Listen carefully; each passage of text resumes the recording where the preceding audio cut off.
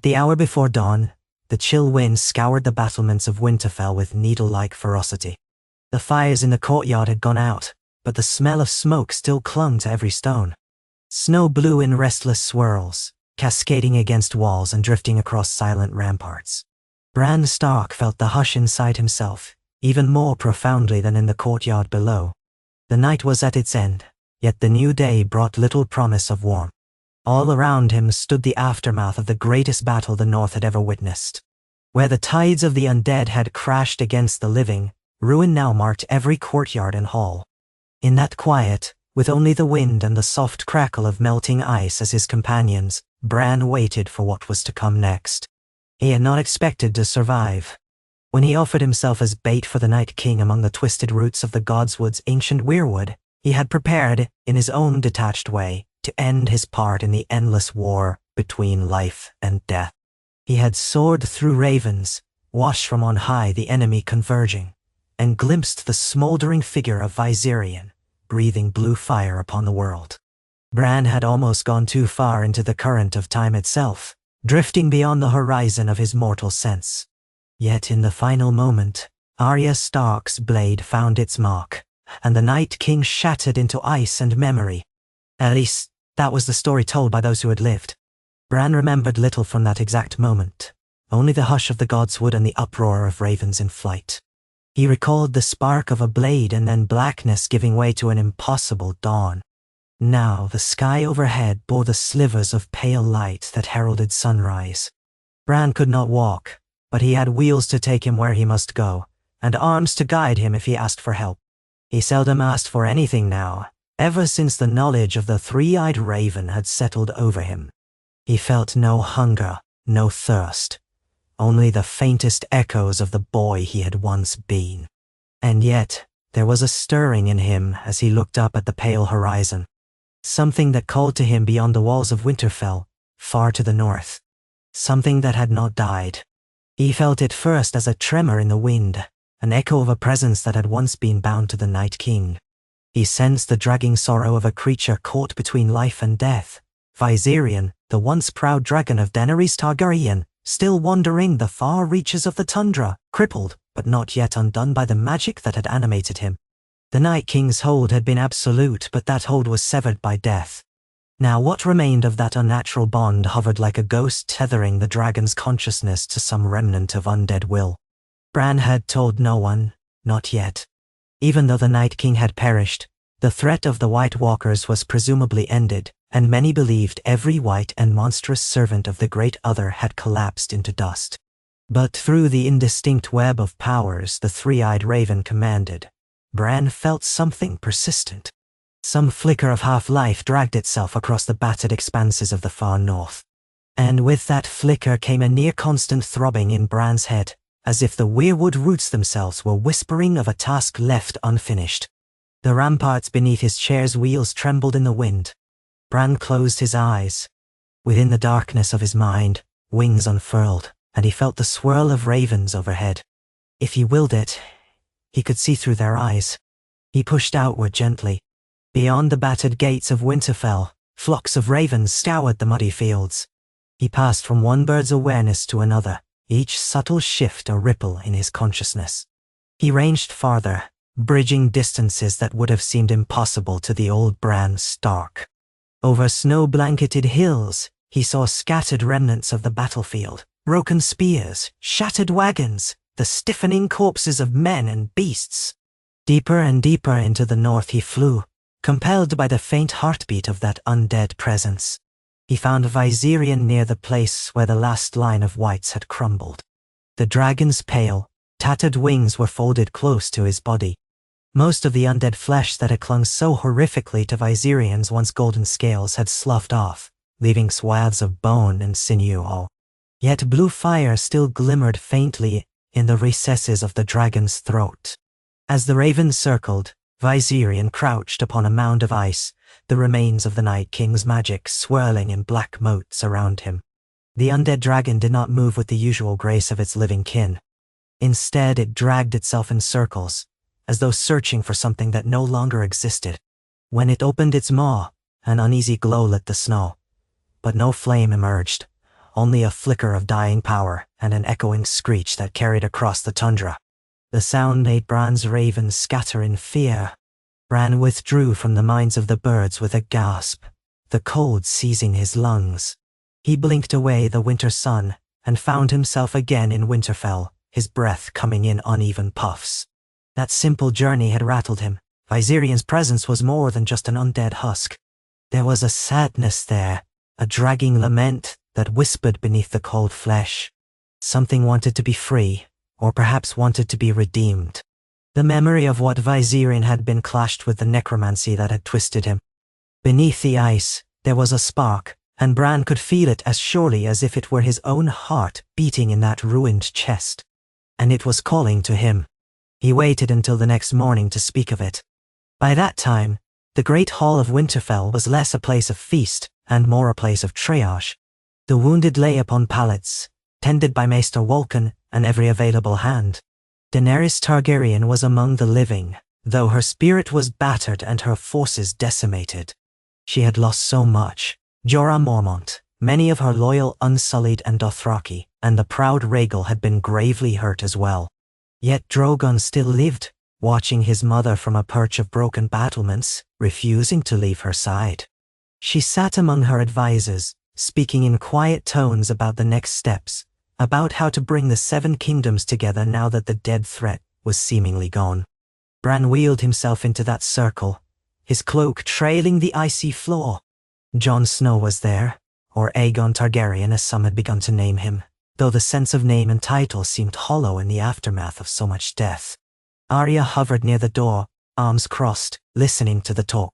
Sansa stood by the head of the table with her chin tilted up, a slight tremor in her hand as she tried to maintain the image of unshakable dignity. Davos, Tyrion and Grey Worm completed the circle.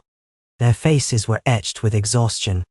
Bran's voice, quiet though it was, cut through the low murmur. He announced simply, "Viserion lives." No one responded at first. The words seemed impossible in the hush of the hall. Then Daenerys frowned, her eyes stricken. Jon froze, inhaling a sharp breath. Tyrion's mouth parted as if to shape a question, but words failed him. At last, Daenerys moved, reaching for the edge of the table, her face haunted. "That can't be," she murmured. "The Night King is dead. The White Saw collapsed. I saw it with my own eyes." Bran inclined his head in a slight nod, acknowledging her doubt. "I've seen him, through the birds in the snowfields north of us. He is not quite as he was. The magic animating him is severed from its source, yet it lingers. A slow, dying current that has bound Viserion in limbo. If we do nothing, the dragon may wander until it collapses, or it may rage mindlessly, burning all in its path. I do not know exactly what will happen, but I know that the presence is not truly gone." Silence settled once more over the table. Jon glanced at Daenerys, searching her face. Sansa's lips pressed into a thin line.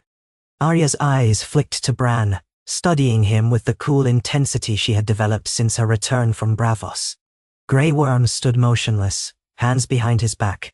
Tyrion exhaled a weary sigh and drummed his fingers on the tabletop. Only Davos found words, and they came softly, weighed down by the gravity of the revelation. "And what would you have us do about it, Bran?" Bran inhaled. The old him might have felt fear or hesitation, but the new him knew that fear was unhelpful. "I must find him, and I must try to free him from the Night King's hold. There is a chance that what remains of Viserion can be saved." Grey Worm straightened, disbelief etched across his face. Tyrion squinted as if trying to parse the possibility. Daenerys spoke up, her voice trembling. "You mean to warg into him? Even if you could, that power, what would become of him? He's gone. The magic twisted him into something else, my child. He is not the same." A faint waver in her voice betrayed her sorrow and anger, as if she could not abide the thought of losing yet another dragon. Bran nodded slowly. "It may be that he cannot be saved, but I have to try. The power that drives him is dark and unnatural. Yet I can sense something else. The memory of life, the echo of the bond he shared with you. If I do nothing, that spark of what Viserion was will fade, leaving only a husk that could lash out in madness or simply wander until its battered flesh gives out. If I try, there's the slimmest chance I might undo the Night King's hold. Neste. Jon cleared his throat, gaze flicking from Bran to Daenerys. We do owe it to him to try, if this can be done safely. He glanced at Bran again, a question unspoken in his eyes. Arya stepped forward, voice low. Safely? Can it be safe at all? The last time the Night King touched you, Bran, you bore a scar in your mind. If that dragon still carries his power, you might be stepping into something that could kill you, or worse. Bran let her stare with the same calm he gave all, though a part of him recognized this as concern.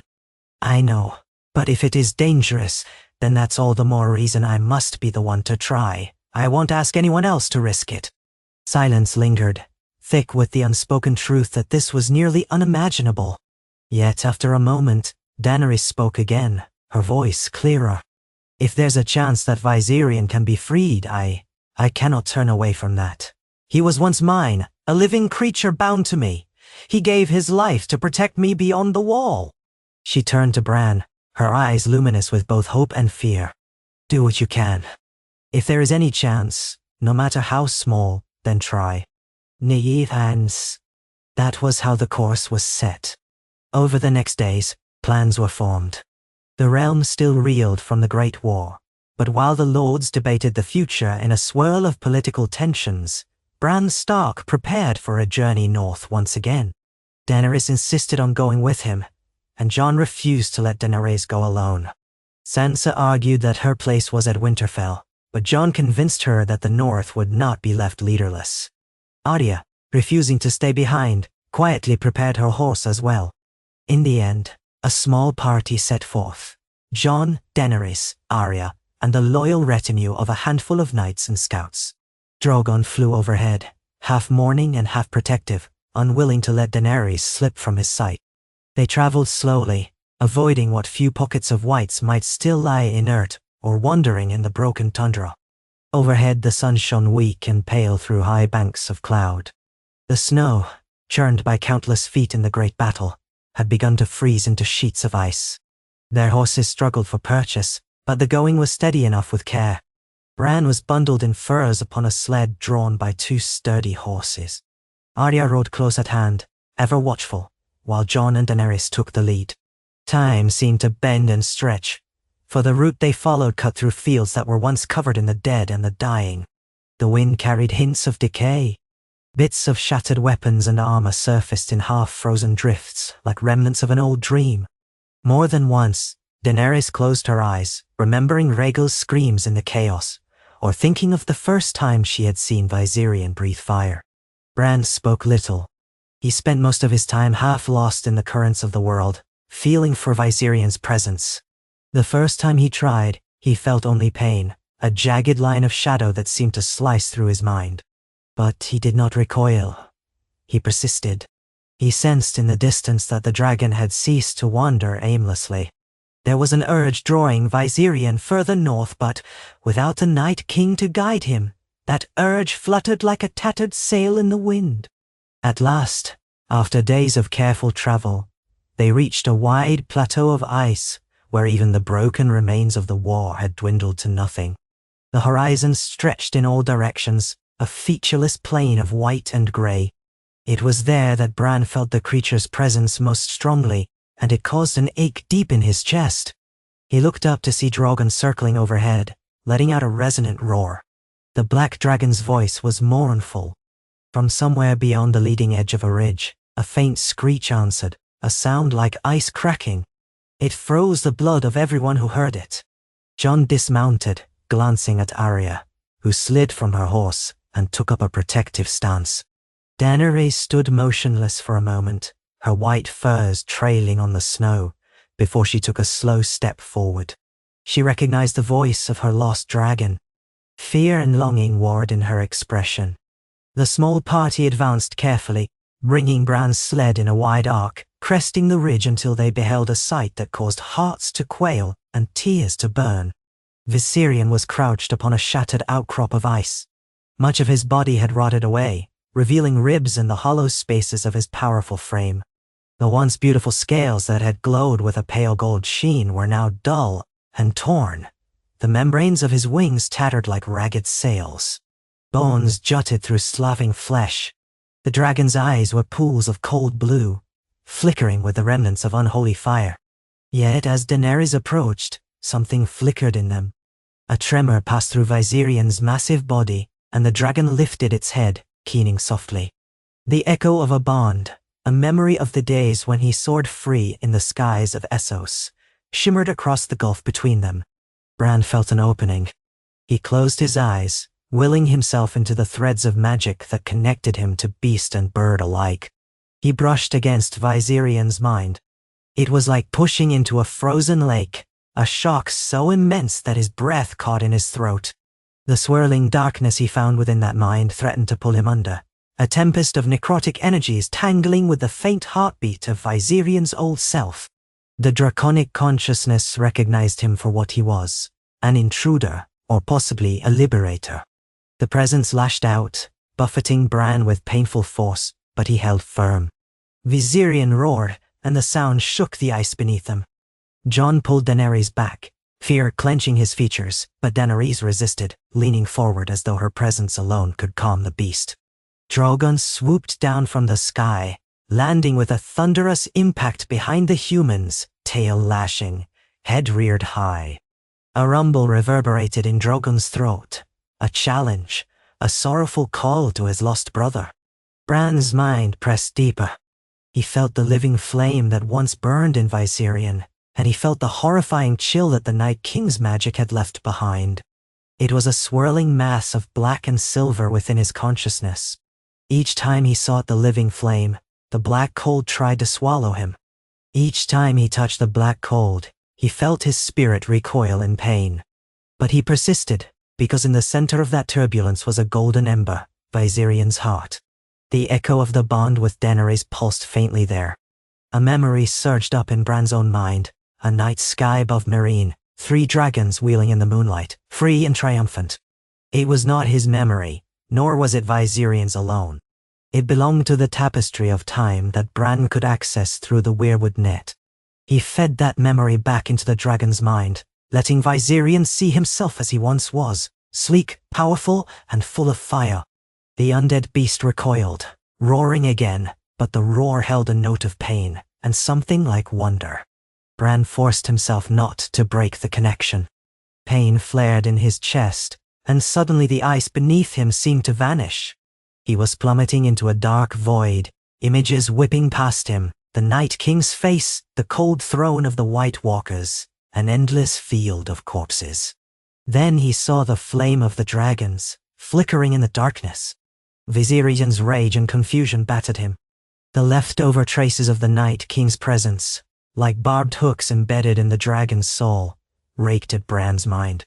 He felt a constriction in his lungs, as if something was physically strangling him. In the real world, Arya rushed forward, calling Bran's name. His body shook, his eyes rolled back, and a trickle of blood dribbled from his nose. He was half slumped in his sled, fists clenched around the wooden arms. Daenerys stood beside him, torn between rushing to him and stepping toward Viserion, who kept bellowing in furious confusion. Jon shouted something, commanding that they keep clear. The ground trembled with the dragon's thrashing. Inside the tumult of the warging, Bran fought to break through. He cast his consciousness like a net, searching for the remnants of the bond that once linked Viserion to Daenerys. He found it, a filament of golden light hidden beneath layers of freezing darkness. With all the strength of the three-eyed raven, he seized that filament, feeding it with memory and hope. He poured images of Daenerys into Viserion, her hand on his snout, her voice as she named him, the motherly warmth she had shared with her dragon since the day they hatched. He showed Viserion Drogon and Rhaegal, living side by side under the scorching sun. He conjured the memory of flight, the rush of wind beneath wings, and the taste of freedom.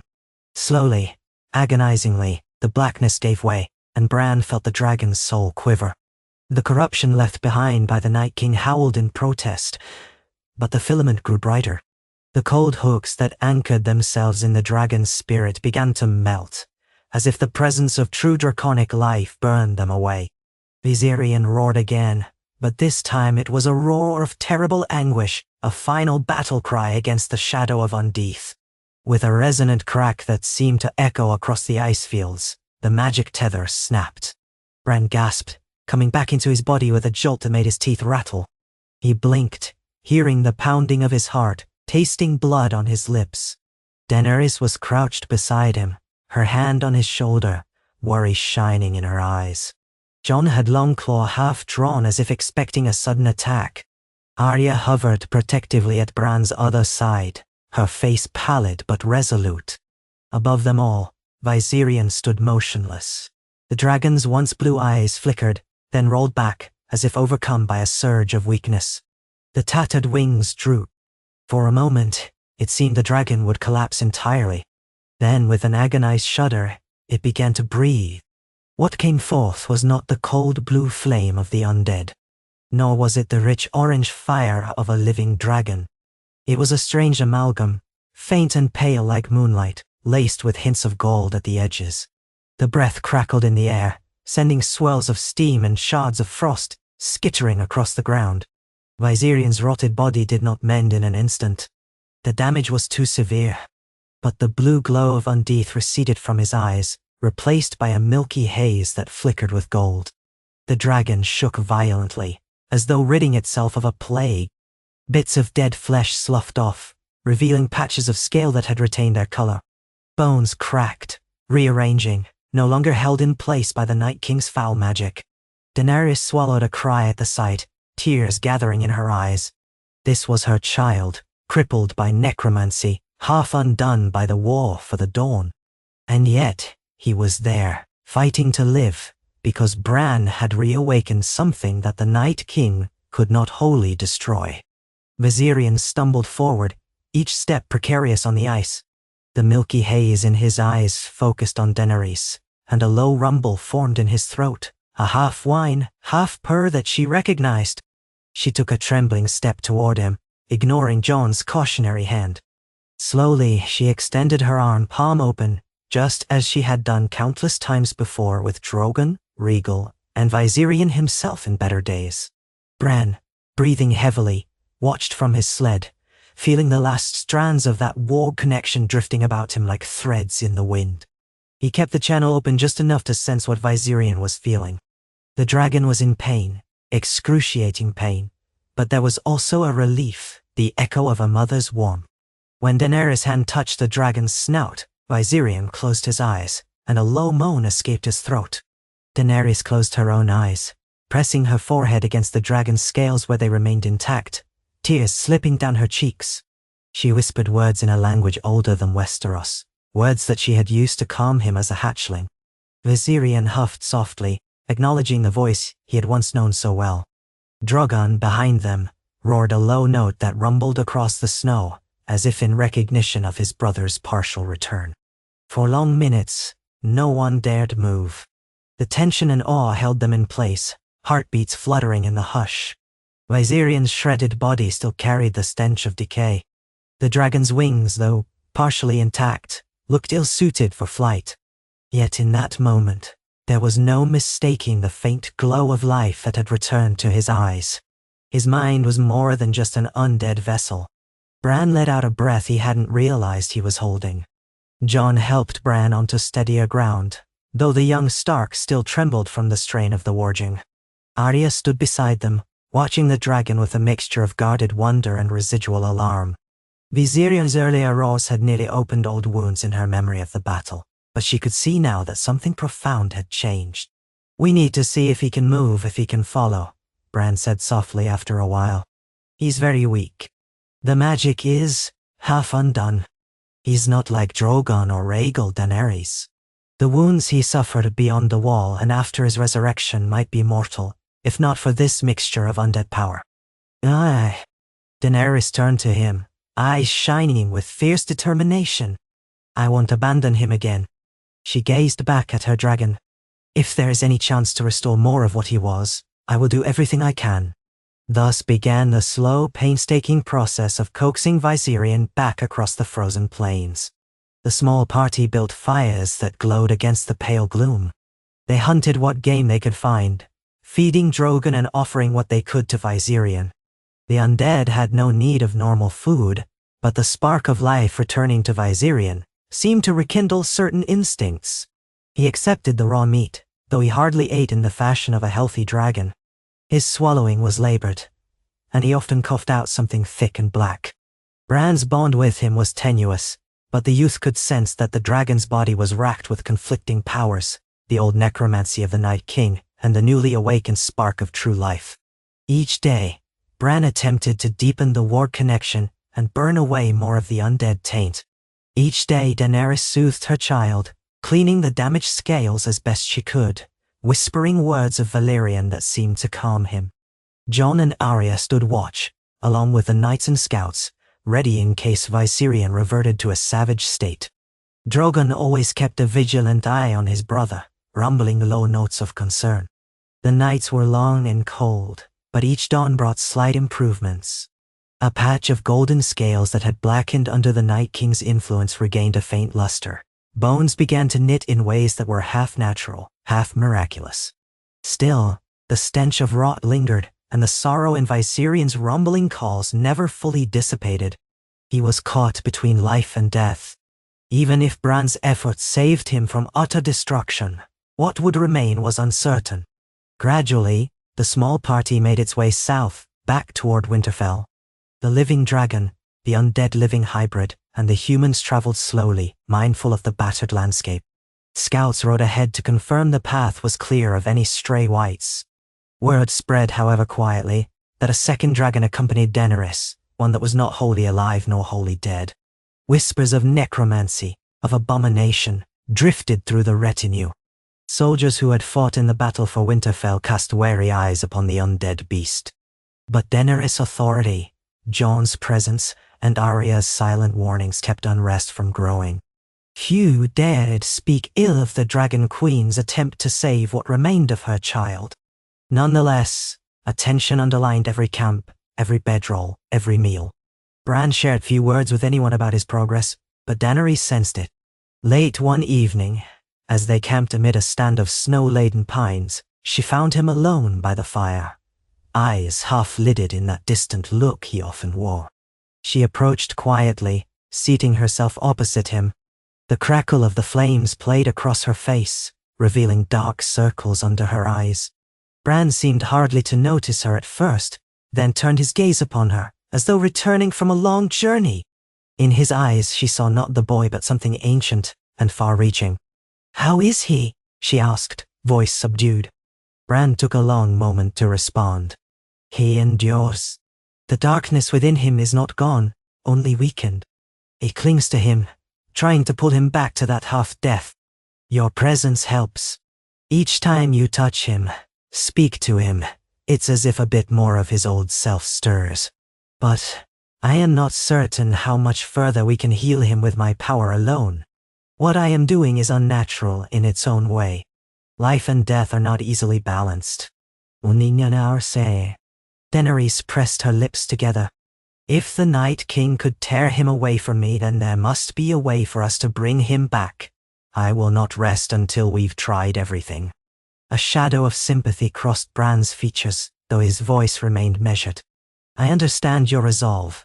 I will keep trying as well, but you should prepare yourself. Even if we free him from every last remnant of the Night King's sorcery, he may never be as he was. The body, the flesh, is too damaged." She swallowed, glancing toward the edge of camp where Viserion lay curled in a fitful rest, occasionally giving off a wheezing hiss. "I know," she whispered, "but he will still be himself. That is all that matters. He's my child. I cannot abandon him." Emma sighed. The days blended together, each step on the road a testament to the unbroken devotion Daenerys had for Viserion and the unwavering commitment Bran showed to his calling. Arya sometimes watched from a distance, her eyes full of quiet contemplation. Jon worked tirelessly to keep morale steady among the men and to support Daenerys in her emotional burden. Each evening, Bran would slip into his trance-like state, warring within Viserion's mind against the vestiges of the Night King's magic. He encountered the same barbed presence again and again, feeling it weaken each time, but never fully vanish. Viserion's roars became less frequent. The pitch of his voice changed, losing the sharp cold edge that had haunted the battlefield. Sometimes, he gave a soft growl of greeting when Daenerys approached, and once, in the hush before dawn, he managed a faint gust of golden flame that caused Daenerys to laugh through tears. At last, they saw the looming walls of Winterfell once more. Smoke rose from the chimneys, and the banners of House Stark fluttered in the breeze. Soldiers on the ramparts watched in amazement as two dragons approached, one black and massive, the other pale, torn, and seemingly resurrected. Word spread like wildfire among the inhabitants. Some recoiled in horror. For the last time Viserion had been seen above these walls, he brought the Night King's wrath. Others gazed in wonder, recognizing that a piece of the Targaryen Queen's brood had been reclaimed from the darkness. The gates opened and the party entered with Bran leading Viserion at a slow pace. The dragon trudged behind, wings half folded, tail dragging across the snow. Drogon flew overhead, circling protectively, roaring once in a demonstration of dominance that rattled the ramparts. Sansa awaited them in the courtyard, her breath hitching at the sight of the battered creature. Her cool composure faltered for a moment, and she looked to Bran for guidance. The crowd parted, letting them pass. Stable hands and unsullied soldiers stood at a cautious distance, spears or pitchforks in hand, not threatening but ready if the creature lost control. Daenerys dismounted, leading Viserion with the gentlest words, as though coaxing a wounded stallion. The dragon's footsteps crunched on the snow-laden cobblestones, leaving smears of black ichor in its wake. Its head hung low, eyes flickering from one face to another. They led Viserion to the far side of the courtyard, near the old training yard, where a wide space had been cleared. He sank onto his belly, letting out a rattling breath that sent a puff of pale smoke into the air. Bran felt exhaustion emanating from him, a bone-deep weariness that spoke of an ongoing internal struggle. Maester Walken approached cautiously, as though uncertain if a dragon could ever be treated like any other patient. He examined the decaying patches of flesh, with a mixture of fascination and horror. Daenerys stood by, a stoic mask hiding her distress. That night, within the repaired Great Hall, a council was convened. There, with the flicker of torches and hearths dancing off the stone walls, Bran explained what he had done. He did so plainly, as was now his way, detailing the half-warging, the severing of the Night King's tether, and the precarious balance that kept Viserion from collapsing entirely. The lords and ladies present listened in rapt silence. Among them stood Sansa, Arya, Tyrion, Davos, Grey Worm, and several northern lords who had survived the war. Daenerys spoke of her intent to nurse Viserion back to health, though the notion of health was uncertain. She admitted with quiet resilience that the dragon might never again be whole. Yet he was not a threat so long as Bran's magic and her bond kept the knight's corruption at bay. One northern lord, a grizzled old man named Lord Glendon, spoke up with evident unease. "Your Grace," he said, bowing to Daenerys, "we have fought hard to rid ourselves of the dead. I do not question your grief, but this creature, it stirs fears in our hearts. Even now, I can't help but recall how it brought down part of the wall itself." A murmur of agreement rose in the hall. Daenerys lifted her head, scanning the faces. "I understand your fear. I share it in my own way. But Viserion is my child. He was once a living dragon, loyal to me. What happened to him beyond the wall was a horror I wish upon no one. I will not condemn him again." Her voice took on a fiercer edge. "We talk of forging a new future after the Great War. That future must include mercy for those who were forced into darkness." The lords exchanged uncertain glances. Tyrion added his voice, reminding them all of how Daenerys had risked everything to fight the dead, how she had lost countless allies and still stood by the north. Gradually, the murmurs settled into an uneasy acceptance, though fear lingered in every gaze. Even so, no one openly opposed the queen, for many remembered how swiftly Daenerys had punished those who defied her mercy in times past. And so Viserion remained within the walls of Winterfell, under the watchful eyes of the Queen, the Warden of the North, and the three-eyed Raven. In those days, a peculiar rhythm took shape. Bran would visit Viserion each morning, warging briefly to soothe the creature's nightmares and to chip away at the lingering magic. Daenerys stayed by the dragon's side as often as her duties allowed, speaking to him in High Valyrian, cleaning and dressing any wounds that still oozed black fluid. Wolkan concocted salves of herbs and healing ointments, though he confessed to doubting whether they had any effect on an undead living hybrid. Drogon, ever vigilant, would descend from his roost at intervals to lie beside his fallen brother, letting out rumbling calls of kinship that made some watchers tremble with a primal reverence. Days slid into weeks. Snow continued to drift down in intermittent flurries, blanketing the courtyard in white. Word spread beyond Winterfell's walls about the undead dragon who yet lived. Some said it was a sign that the long night was not truly over. Others whispered that it might be a gift from Erhlor, a symbol of rebirth. A few fervent Targaryen loyalists saw it as proof of Daenerys' divine right to rule. Even death could not steal away her child forever.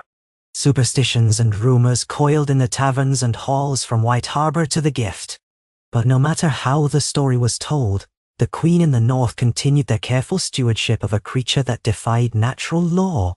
During this period, Bran's wargs became ever more frequent and more dangerous. He confronted that persistent knot of darkness inside Viserion time and again, each time feeling it weaken. Yet, just as it seemed nearly gone, it would lash out with a tenacious surge, threatening to drag Viserion and Bran into oblivion. On several occasions, Bran's body convulsed, leaving him barely conscious for hours afterward.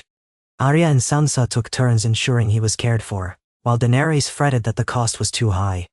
In one such episode, in the dead of night, Bran slipped into Viserion's mind and found himself in a different place entirely. No longer was he in the courtyard of Winterfell, but floating in an inky expanse shot through with strands of pale light. He saw glimpses of the past, Viserion as a hatchling, nuzzling against Daenerys' palm, Viserion taking flight over the Dothraki Sea, the fateful moment beyond the wall when an ice spear plunged into his neck. Then came the bitter, wrenching sensation of undeath, the cold infiltration that rearranged sinews, reversed the flow of blood and suffocated the spark of true life. The Night King's imprint was there, a towering shadow in the shape of an icy crown, black cracks radiating from beneath its feet. Bran knew this was the final hold the enemy had upon Viserion's soul. A curse that would cling until forcibly ripped away. Bran summoned all his will, all the knowledge of the Greenseers, and let it flow through him. He wore the face of a boy, but he carried the weight of centuries. He cast his awareness in a wide arc, weaving the memory of the weirwoods, the voice of the old gods that had nurtured the children of the forest and their allies. The black cracks rippled, then began to fracture themselves, shards of the Night King's hold trembling like thin ice under a hammer. One by one they dissolved, leaving behind a swirl of silver and gold. Viserion's consciousness uncoiled, flaring in a triumphant blaze that was both a draconic roar and the sigh of a newborn child taking its first breath. In Winterfell's courtyard, those on watch that night would later say they heard a thunderous roar that shook the stones. They saw Viserion rise on trembling legs, open his jaws, and unleash a gout of flame unlike anything he had produced since before his death. The color was molten gold with veins of brilliant white and edges of shimmering blue, a testament to the war raging within his flesh. The black rot on his wings crackled, and strips of dead tissue sloughed away in the heat, revealing raw scale beneath. Bran jerked awake, screaming once as his eyes flew open, only to collapse unconscious, the ward-breaking experience too great a strain on his mortal form. When dawn broke, Daenerys found Viserion half-coiled near the weirwood tree in the Godswood, as if drawn there by some instinct or by Bran's guidance in the final moments of the warg. She approached cautiously, but what she found astounded her. Viserion's eyes were no longer the milky blue haze that had haunted them for weeks. Instead, each eye glimmered gold with a faint swirl of aqua, as though a piece of the undead magic had fused irretrievably with his natural essence. Large patches of his scales shone with a dull but living luster. His breathing was ragged, but undeniably that of a living creature, not some undead automaton. Though his body still bore scars and missing flesh, the aura of necromancy felt weaker, diluted by the reemergence of draconic vitality. Daenerys approached, tears slipping down her cheeks. "Viserion," she whispered, touching his snout. The dragon's gaze focused on her, and he exhaled a breath of warm air that smelled of char and ash rather than decay. His giant eyelids lowered in a slow blink, an acknowledgement of her presence and perhaps of her grief. She pressed her forehead against him, feeling the faint rumble of his chest. "You're here," she sobbed, voice breaking. "You came back to me." Behind her, Drogon landed with a furious flap of wings, shaking the god's wood branches. He approached his brother, sniffing at the newly exposed scales, letting out a deep rumble that was neither threat nor fear, but something more akin to wonder. Viserion's head lifted slightly, meeting Drogon's gaze. They chuffed at each other, exchanging some primal conversation that humans could only guess at. Daenerys could scarcely believe it. She saw recognition there, a spark of the bond the three dragons once shared when they were small, at her side from the moment they hatched. A fleeting dream of the past, now half realized once more. Throughout Winterfell, hearts stirred with a mixture of awe and trepidation. Some saw in Viserion's partial restoration the mercy of the gods. Others whispered that this was a sign the Targaryens meddled with powers beyond mortal ken. But Daenerys would not hear of sending Viserion away. For her, he was living proof that hope could arise even from the deepest darkness. Bran, once he recovered from the shock of that final confrontation, explained to Daenerys that Viserion might never be fully free of the undead influence. His life was now a melding of opposites, a delicate balance that could tilt if the magic was disturbed. But for the time being, he was neither a mindless killer nor a rotting husk. He was in some measure a dragon once again. Over the following weeks, Viserion's condition stabilized. Maester Vulcan noted that the necrotic patches seemed to have halted their spread. Viserion ate more frequently, even showing some aggression if the huntsman did not bring enough game to satisfy him. His flight muscles were still too damaged for full ascension, but he could stretch his wings and manage short glides from the top of Winterfell's outer wall. Each attempt was accompanied by roaring encouragement from Drogon and cautionary calls from the Unsullied. Daenerys herself stood watch, anxious yet hopeful. Bran spent less time warging into Viserion now. His intervention had accomplished what he could, severing the last hold of the Night King and rekindling the living flame. Any further attempts risked destabilizing the fragile equilibrium. Instead, he visited the dragon in person, sometimes joined by Sansa or Arya, who both watched the half-restored beast with quiet fascination. Arya, in particular, would sit at a distance, studying Viserion's movements and expressions as though deciphering a puzzle. She found some parallel between his resurrection and her own transformations, both her time with the faceless men and her near brush with death. "He knows what it is to be two things," she said once, almost to herself, observing the dragon in the pale morning light. Jon stayed close to Daenerys. He saw how her determination to save Viserion, despite all counsel and caution, reflected the fervor of her love. He remembered his own vow to give everything to save his people from the dead. In this, he found a commonality with Daenerys that transcended titles and claims. He stood by her each day as she worked with Viserion. Sometimes, if the weather permitted, she would coax Drogon into short flights alongside his half-mended brother, while the watchers below held their breath. Viserion's stunted leaps often ended with him sliding back onto a courtyard roof or landing on a battered tower. Yet each time he spread his wings with a little more confidence, as if remembering what it felt like to be aloft in true flight. As the snows receded and a meager spring reached the north, Viserion's scales grew sleeker, though never fully regaining their pre-death shine. Portions of bone remained exposed around his ribcage, a grim reminder of what he had been through. But the stench of rot had faded to a faint tang, replaced by the fiery musk that living dragons exude. He roared more often, testing his range of motion, letting the echoes rebound off Winterfell's walls. Jon once smiled at Daenerys, remarking how that roar used to terrify them all, but now it sounded like a herald of hope. Slowly, An acceptance settled among the people of Winterfell. They grew used to seeing Viserion perched near the Godswood, or sprawled in a patch of sun near the outer walls. When the wind blew just right, travelers on the King's Road might glimpse 2 dragons circling overhead, one black as midnight, the other pale as a wounded moon. Some claimed they were omens, mother and child, death and rebirth, night and day. Others, more practical-minded, simply took them as proof that House Targaryen still held power, a power that kept Westeros safe from the horrors beyond the wall.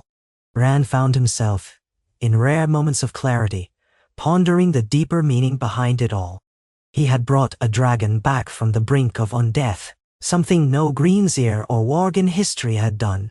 He wondered if this was a sign of changes in the magic of the world, or if it was a singular event, tied to the unique bond between Daenerys and her child. He also pondered what the old gods might think of it, the collision of Valyrian dragons and the First Men's weirwood magic.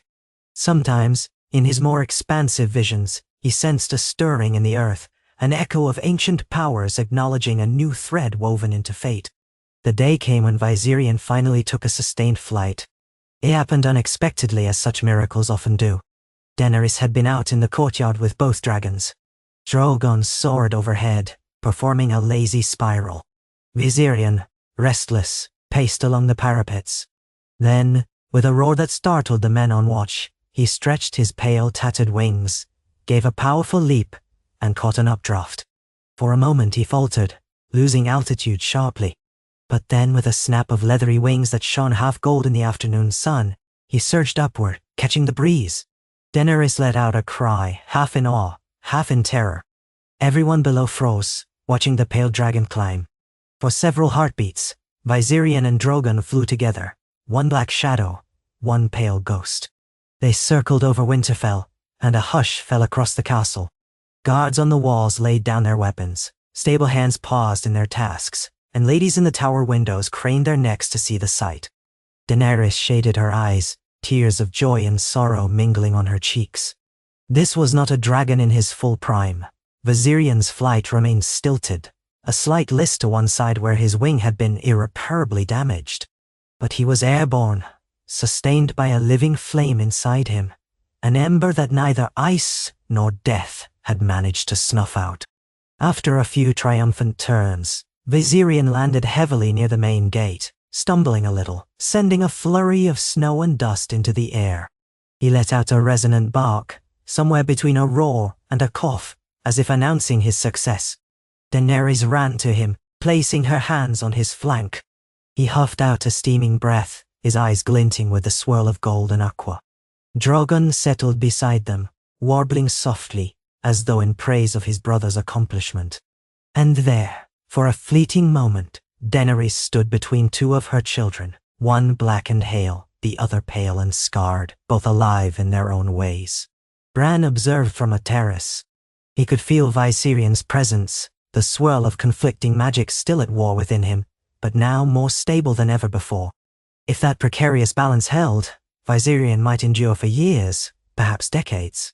The question of whether he would ever regain his full strength remained, but what mattered most was that he was free of the Night King's thrall and returned to the living world, at least in part. Later that evening, as the sky turned the color of beaten copper, Bran wheeled himself along a quiet walkway that overlooked the courtyard. He gazed down at Viserion, who slept in a makeshift stable large enough only for a dragon to curl up in. Drogon had perched atop a tower, watchful as ever. Daenerys and Jon stood arm in arm near the steps leading to the Great Hall, exchanging a few murmured words about the future, forging alliances, rebuilding the realm, sustaining peace. Yet for Bran, the future was always less certain than the past. He could see glimpses of many paths, some shadowed with conflict, others lit with possibility. But in that moment, he found a measure of calm. A boy from Winterfell had once dreamed of flying. Now, a dragon soared again, having defied death itself. Bran turned away, letting the evening wind brush his face. The night was cold, but for the first time, he felt a warmth that the ice could not touch. He remembered the day he fell from the tower, how he had lost the use of his legs but gained the power to walk through the minds of beasts and birds. He recalled the countless tragedies that had beset his family and the realm, culminating in the Great War against the dead. And yet here they were, survivors, forging a fragile peace, carrying on with wounded bodies and battered spirits. Viserion was the proof that not even the darkest magic could entirely vanquish the spark of life, not when hope and determination stood against it. In the days that followed, ravens took flight from Winterfell, bearing news of this wonder to the corners of Westeros. Some doubted the tales, dismissing them as exaggerated rumor. Others saw in the story a symbol of Daenerys Targaryen's right to rule, the queen who brought a dragon back from undead enslavement. Still others whispered that this was but the beginning of new magic's awakening in the land, that the union of Starks and Targaryens heralded an age in which the living might transcend old limits. The realm, as ever, bustled with speculation, rumor, and hope. But within the walls of Winterfell, the reality was more tangible.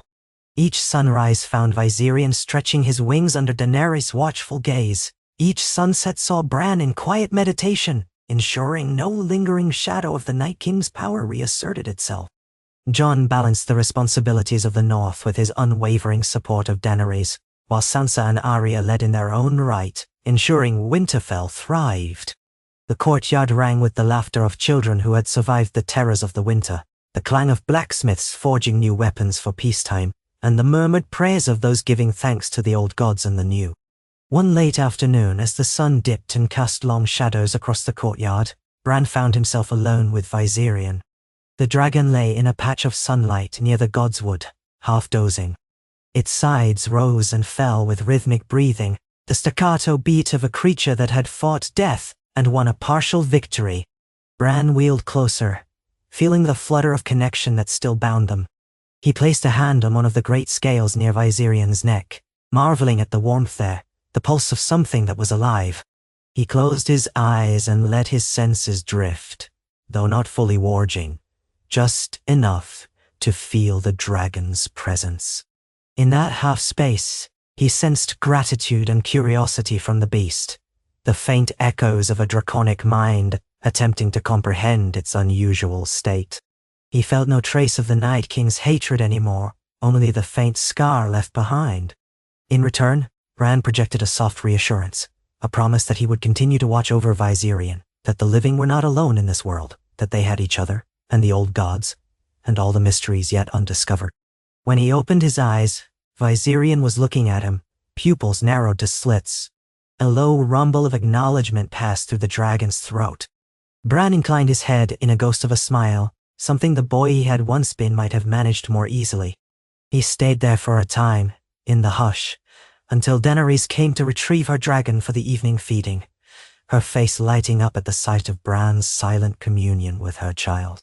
That was how it was, life continuing, precarious yet stubborn, in the face of winter's lingering chill.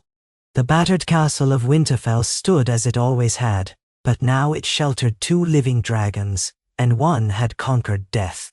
The realm would speak of it in hushed tones, the singers would craft ballads laden with poetic flourish, and the learned men would debate its implications for generations. But for those who witnessed it firsthand, it was something more profound. A testament to the resilience of hope, the unbreakable bond of mother and child, and the power that lies within every living thing to resist the coming of the dark. As the final snows of that long winter began to melt, Bran sometimes watched Viserion from the ramparts. In the yard, the dragon might be testing his wings or nuzzling against Daenerys, seeking warmth and affection like a cherished hound might, though this hound was large enough to topple towers. There was a gentleness in his movements, as if aware of his own fragility. Drogon would land, overshadowing him in size, and the 2 brothers would share a moment of silent communion. Once, a small child dared to approach under the watchful eyes of the guards, offering a morsel of cooked meat.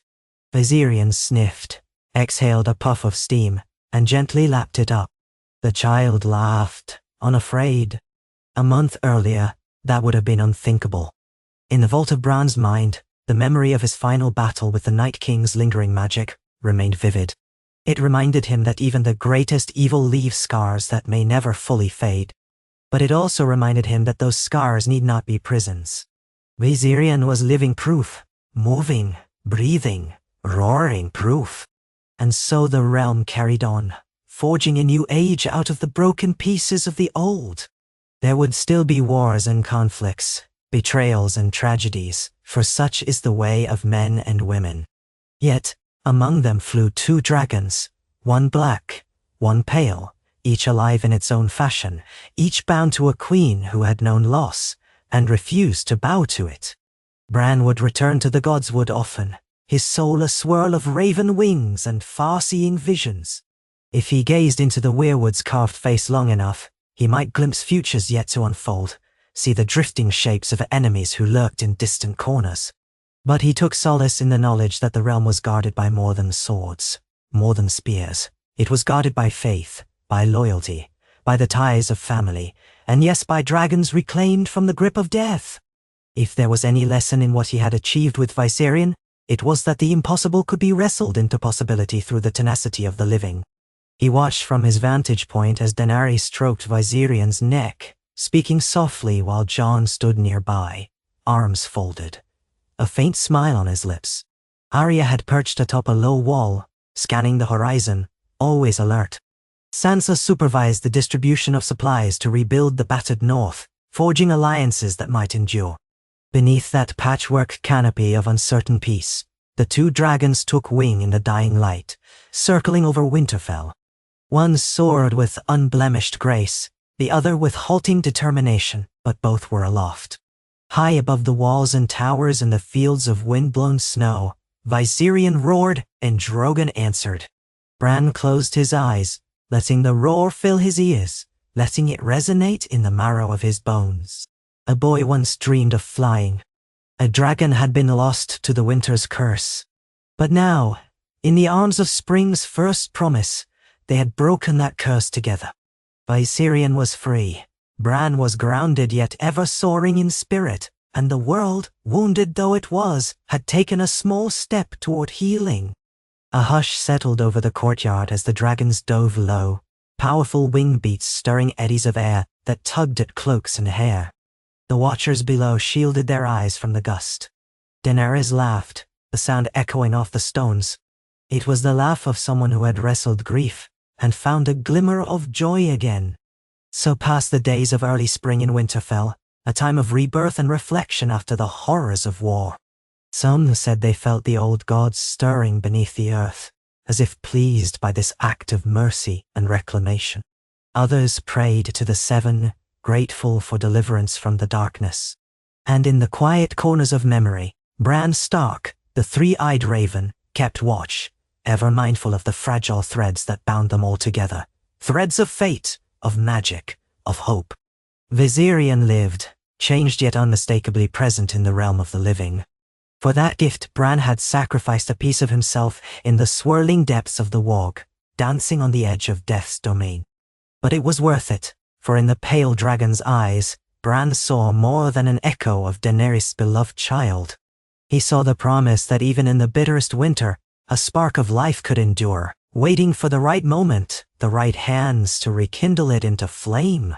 And so it was, as the sun dipped below the horizon, and the stars emerged one by one, that a soft roar drifted across the night sky, answering the unspoken prayers of a world no longer consumed by endless night. Viserion's roar, and Bran's gentle presence, carried the silent assurance that, for now, the living had won the day, and the darkness had been turned back once more. Bran Stark had never known true silence. Even as a boy, he had found quiet in the high towers of Winterfell, in the arms of a strong wind that whipped his hair, in the hush of snow falling across the yard. Yet it was never real silence, only the lull between one sound and another, or the muted stillness of a place where life had momentarily stilled. Now, as the 3-eyed raven, Bran's world was noise upon noise, the whispers of old gods coursing through the weirwood roots, the distant calls of ravens, the echoes of centuries of memory, and history pressing in on him each time he closed his eyes. He sat in his wheeled chair near a patch of newly budded grass, where the snow had begun to melt beneath the mild sun of a northern spring. Winterfell's walls cast a cool shadow over much of the courtyard, but thin blades of sunlight cut through, illuminating stray motes of dust and the glint of frost that had survived the dawn. Across the yard sprawled the resurrected Viserion, half lost in a doze, his ragged wings folded. The dragon's pale scales bore patches of gold where life had reasserted itself, and webs of scar tissue where necromancy had once rooted. A swirl of milky aqua ran through each eye, overlaid upon golden irises that flickered like embers. From time to time, he drew in a rattling breath, exhaled it in a puff of steam, and sank back into stillness. Sometimes, even now, that living hush would be punctuated by the rippling echoes of power that Bran sensed in the dragon's soul, the last remnants of the Night King's hold wrestling with Viserion's new equilibrium. Outwardly, Viserion appeared calm. Inwardly he still waged a war, life versus that which once denied it. Bran could feel it in his own chest on certain nights, a pang of sympathy or a spike of alarm whenever the dragon's half-ruined body faltered. Daenerys Targaryen emerged from the Great Hall, wearing a cloak of white fur despite the milder air. The northern spring was gentle by northern standards, but it still carried a lingering chill. She paused on the steps, scanning the yard until her gaze landed on Bran. He raised his eyes, nodding once, acknowledging her approach. The short distance between them was filled with the soft sound of horses in the stables, men speaking in low voices near the armory, and the persistent drip of melting icicles. She came to stand beside Bran, briefly resting a hand on the wooden back of his chair. "How is he?" she asked softly, her eyes traveling to Viserion. Bran lowered his gaze, considering how best to answer. "He's resting mostly. I touched his mind this morning barely. The darkness is weaker than before, but it clings. It always clings." She nodded, exhaling slowly. In that breath, Bran sensed gratitude and worry both. "Every day, he breathes a little easier," she murmured. "But it's never simple, is it? Something in him still aches." Bran studied the Queen's face. She looked older somehow than when she had first arrived at Winterfell. The lines at the corners of her mouth, the faint circles beneath her eyes, the solemn cast to her expression. But there was also a resilience, a fierce resolve that had never left her. The same bright flame that made her defy warlords and slave masters in Essos. "No," he agreed quietly. "Some wounds never vanish. He survived death, and what was beyond death, that will always leave its mark." Daenerys' hand slipped from the back of Bran's chair, and she squared her shoulders. "He's still my child," she said, turning her face toward the dragon. "I've lost so much. I refuse to lose him." Bran believed her. He had seen how tirelessly she tended to Viserion, how she called for the huntsman to bring extra game so the dragon could feed, how she stayed well beyond dark to stroke the creature's battered scales and speak in gentle Valyrian. The same spirit that had once birthed dragons from the ashes of Khal Drogo's funeral pyre was alive in her still, no matter the toll of war. A sound at the far corner of the courtyard drew their attention.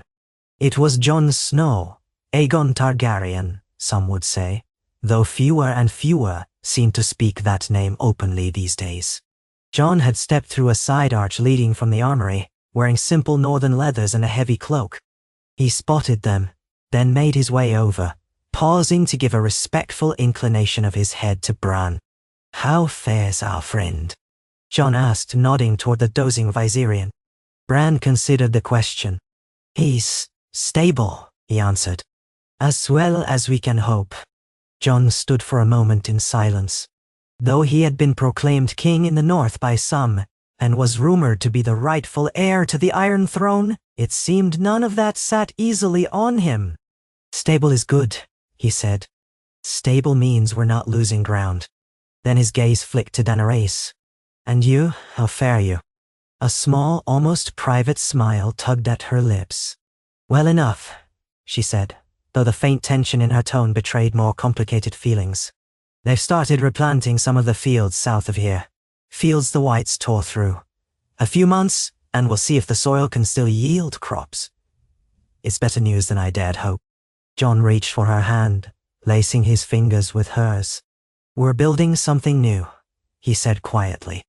"Day by day." His voice carried a sober optimism, one that could have belonged to Ned Stark in another age. Bran watched them with that remote, knowing look of his.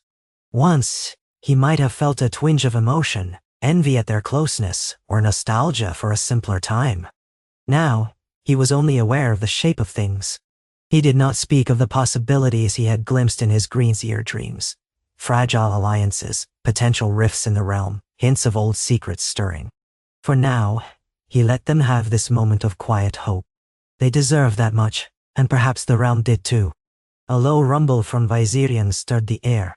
The dragon shifted his weight, lifting his head to peer at the small cluster of humans. The expression in those marbled eyes was not quite what a living dragon's would be. There was a distant, haunted quality, as though he saw past the physical into a realm of half-remembered nightmares. Yet, at the sight of Daenerys, a softer note entered his body language. He lowered his head, exhaling a breath that smelled of char and old blood, and gave a faint huff. Daenerys' face lit with a gentleness that few witnessed. She released Jon's hand and moved to Viserion's side, pressing her palm to the largest patch of golden scale she could find. The dragon shuddered, eyes half closing. Jon turned to Bran. "We'll leave you to your thoughts, brother," he said, clasping Bran's shoulder briefly. Then he joined Daenerys, carefully stroking another section of Viserion's flank. The courtyard glowed with the subdued warmth of that unexpected family portrait, Queen, King, and the dragon who had known death. Bran inhaled, letting the moment anchor him. He would keep watch, as he always did. That same day, as dusk fell over the castle, Arya Stark slipped through the corridors like a wraith. She had a habit of moving in near silence, a skill honed in far-off bravos, but also present in her even as a child. Winterfell had changed in the aftermath of the war. Fresh timbers repaired collapsed roofs, new tapestries replaced those ruined by fire or ice, and the great hall bore the mark of hundreds of refugees who had passed through. Yet for Arya, every corridor still held ghosts. She would pass by a random stone arch and recall the laughter of her siblings when they were children. She would linger near a set of windows and remember the day she had once eavesdropped on her father speaking with a visitor. The memories were etched, like shadows on the walls. She found herself at the old training yard, where lines of practice dummies stood in rows, some newly replaced, others still bearing the slash marks from the final stand against the undead. No one else was about. The men had finished their drills at sunset. Arya moved among the dummies with the restless grace of a cat, unsheathing the blade she carried on her hip. It was not Needle. Needle hung in a place of honor in her chambers, a relic of her earliest training. This was a Braavosi-style short sword, slender and deadly sharp. With a fluid motion, Arya took a stance, then began a series of intricate thrusts and footwork, the moves etched into her muscle memory from countless hours of training in the House of Black and White. Her breath puffed white in the cooling air. She pivoted, lunged, spun.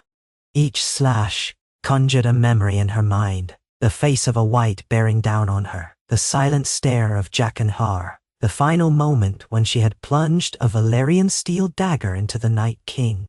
They all blurred together in the dance of sword and body. She recalled how victory had tasted in that moment, like shock, like a rush of primal triumph, like exhaustion so deep it ached in her marrow. Finishing her final move, she froze in place, sword outstretched. Darkness gathered around her, broken only by the faint moonlight overhead. She stood there, poised, heart pounding in her ears. The whispering hush of the wind through Winterfell's ramparts was her only audience. Then she lowered her blade, breathing heavily. In the quiet, her mind drifted to the day Bran had announced that Viserion still lived, or some echo of him. She recalled the fear, the disbelief, and the haunting tension at that dangerous warg that might have killed Bran. And yet, look how far they had come. The rustle of footsteps alerted her to another presence. She turned sharply, blade at the ready, but the figure that emerged carried a lantern and wore thick furs. Podrick Payne. He held up the lantern in mild alarm. "Forgive me, my lady," he said quickly. I heard movement. The guards said not to come this way at night, but I was just making my rounds." Arya slowly lowered her sword. She liked Podrick enough. He had traveled with Brienne, had proven himself loyal and kind in a realm often starved for both traits. "It's all right," she said, voice softer than one might expect. "I was just practicing." Pod blinked, glancing at the battered dummies. "So you were," he replied, an uncertain smile forming. The flame from his lantern caught in his eyes. "I hope I didn't intrude. The men say you prefer to train alone." Arya shrugged, stepping back from the dummies. "Sometimes it's easier. Less talk, more focus." Pod nodded. "I can appreciate that." He hesitated, fiddling with the lantern handle. "Sir Brienne. Well, Lady Brienne now, I suppose. She left me with the task of ensuring the perimeter is secure. I just wanted to see if everything was fine here." Everything was so rarely fine, Arya almost laughed. But she just inclined her head. "The courtyard is safe enough," she said. "Not even ghosts left to haunt it as far as I can tell." Pod seemed to accept that, though a slight furrow marred his brow. "Some say the old ghosts remain," he offered gently. "Only they choose not to show themselves unless they've a reason." Arya gave him a half smile, sheathing her sword. "Maybe so. Good night, Podrick." "Naomi."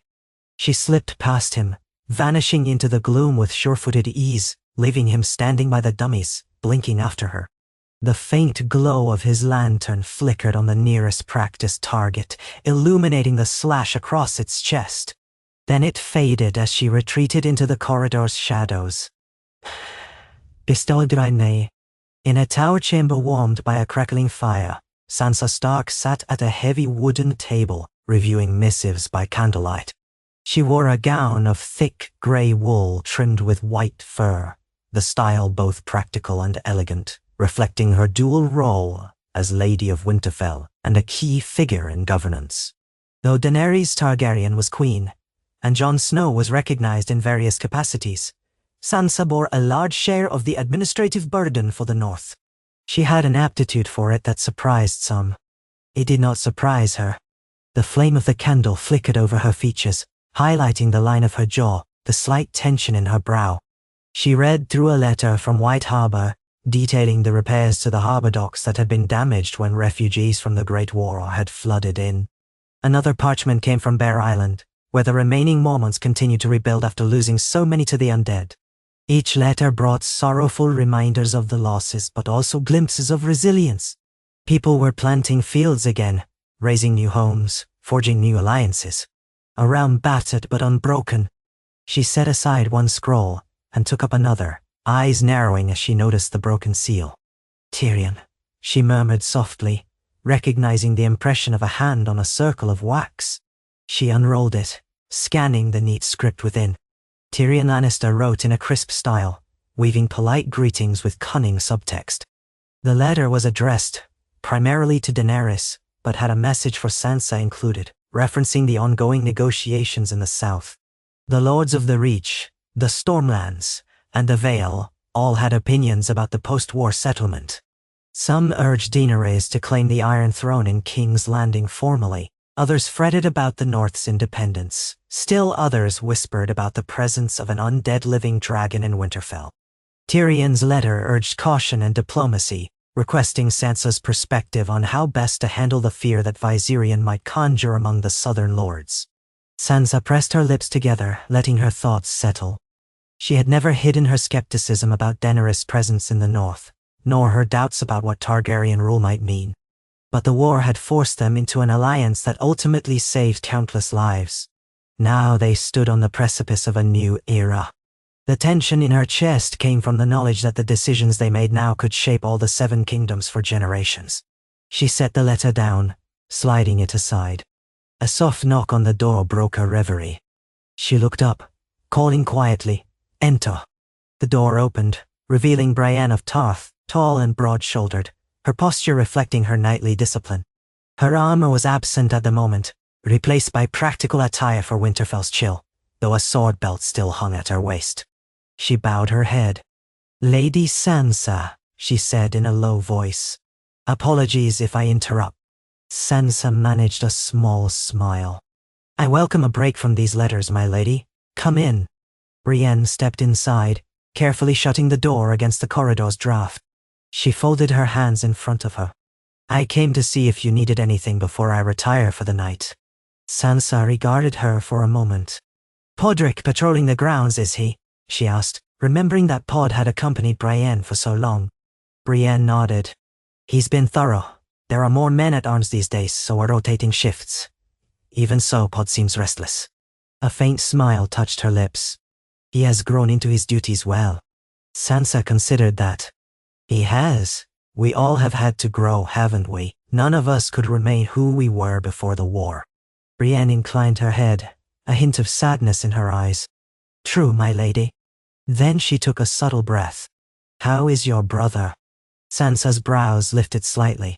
Bran, or John? Bran, by D. Sansa's expression grew thoughtful. He's as well as can be, I suppose. He rarely speaks of his own troubles, but I see the strain on him each time he walks into Viserion. Still, he's accomplished miracles, hasn't he? No, the zeal. Brienne nodded. That he has. They fell silent, each remembering the day the Night King's hold on the dragon had finally been severed. Sansa recalled the hush that fell over the castle, the swirling fear and awe that took hold of everyone. She remembered how her heart pounded with dread that Bran might lose himself. But he had returned, albeit changed in ways she could barely comprehend. Sansa gestured to the papers on the table. I was reading a letter from Tyrion. He's trying to juggle the concerns of the Southern Lords regarding the unholy abomination some are calling Viserion. She sighed. We need to address it carefully. We can't force the entire realm to accept something that terrifies them without offering reassurance. No way. Brienne paused. If reassurance is even possible, the lords in the south may fear a repeat of the Mad King's atrocities, or they might fear an undead army returning. Viserion embodies too many of their nightmares. Yes, Sansa admitted. But we cannot kill him, or send him away. Daenerys wouldn't stand for it, and to be honest, neither would Bran. Viserion is proof of their victory over the Night King, in a way. He's a symbol that life can be reclaimed from death. Brienne's steady gaze lingered on Sansa's face. Then we must find a way to show the realm that he is not a threat. Sansa nodded. Perhaps it's time we considered a royal progress. Let the Queen and her dragons be seen peacefully, helping rebuild. Something to display that neither Daenerys nor Viserion is the monster rumor might paint them to be. Nine. Brienne nodded thoughtfully. Tyrion may have already considered such a plan. I can write to him if you like. Sansa exhaled, the candlelight dancing on her hair. Yes, do that. She folded her hands in her lap, glancing at the fire. I cannot pretend to welcome the idea of dragons roaming the Seven Kingdoms again. But if we must have them, let it be as instruments of peace, not conquest. Brienne inclined her head in agreement. And if that peace fails? Sansa's gaze sharpened. We'll be prepared for that too. A quiet sense of mutual understanding passed between them. Brienne excused herself, and Sansa returned to her correspondence, a faint crease on her brow, wondering if the realm could learn to accept a dragon who had once unleashed undead fire at the Night King's command. Noyan. In the days that followed, the suggestion of a royal progress through parts of the north took shape. Tyrion rode back from King's Landing. He had traveled there with a small retinue to re-establish governance in the battered capital, which had fallen into chaos after Cersei Lannister's downfall and the subsequent war. Though King's Landing was no longer the nest of vipers it had been, it was still a city of rumor and ambition. Tyrion's letter proposed that Daenerys Targaryen visit at least the loyal northern houses, accompanied by Viserion, if the dragon was up to the journey, and Drogon, to show that they were not harbingers of destruction, but rather guardians of a fragile new peace. Daenerys considered the idea with Jon, Sansa, and Bran in council. Drogon, she noted, was large enough to carry her across the skies, and in better days, Viserion might have kept pace easily. But Viserion's wings remained half-ruined, his flight ability uncertain. Even short flights around Winterfell taxed him, often leaving him trembling with fatigue. Overland travel with a dragon that size would be slower, requiring a careful route to avoid startling settlements. They discussed it late into the evening, the brazier's glow reflecting off the council table. It would send a powerful message, Daenerys said, her voice tinged with longing. It would prove to the north, and eventually the rest of Westeros, that we're not here to burn cities and demand fealty at sword point.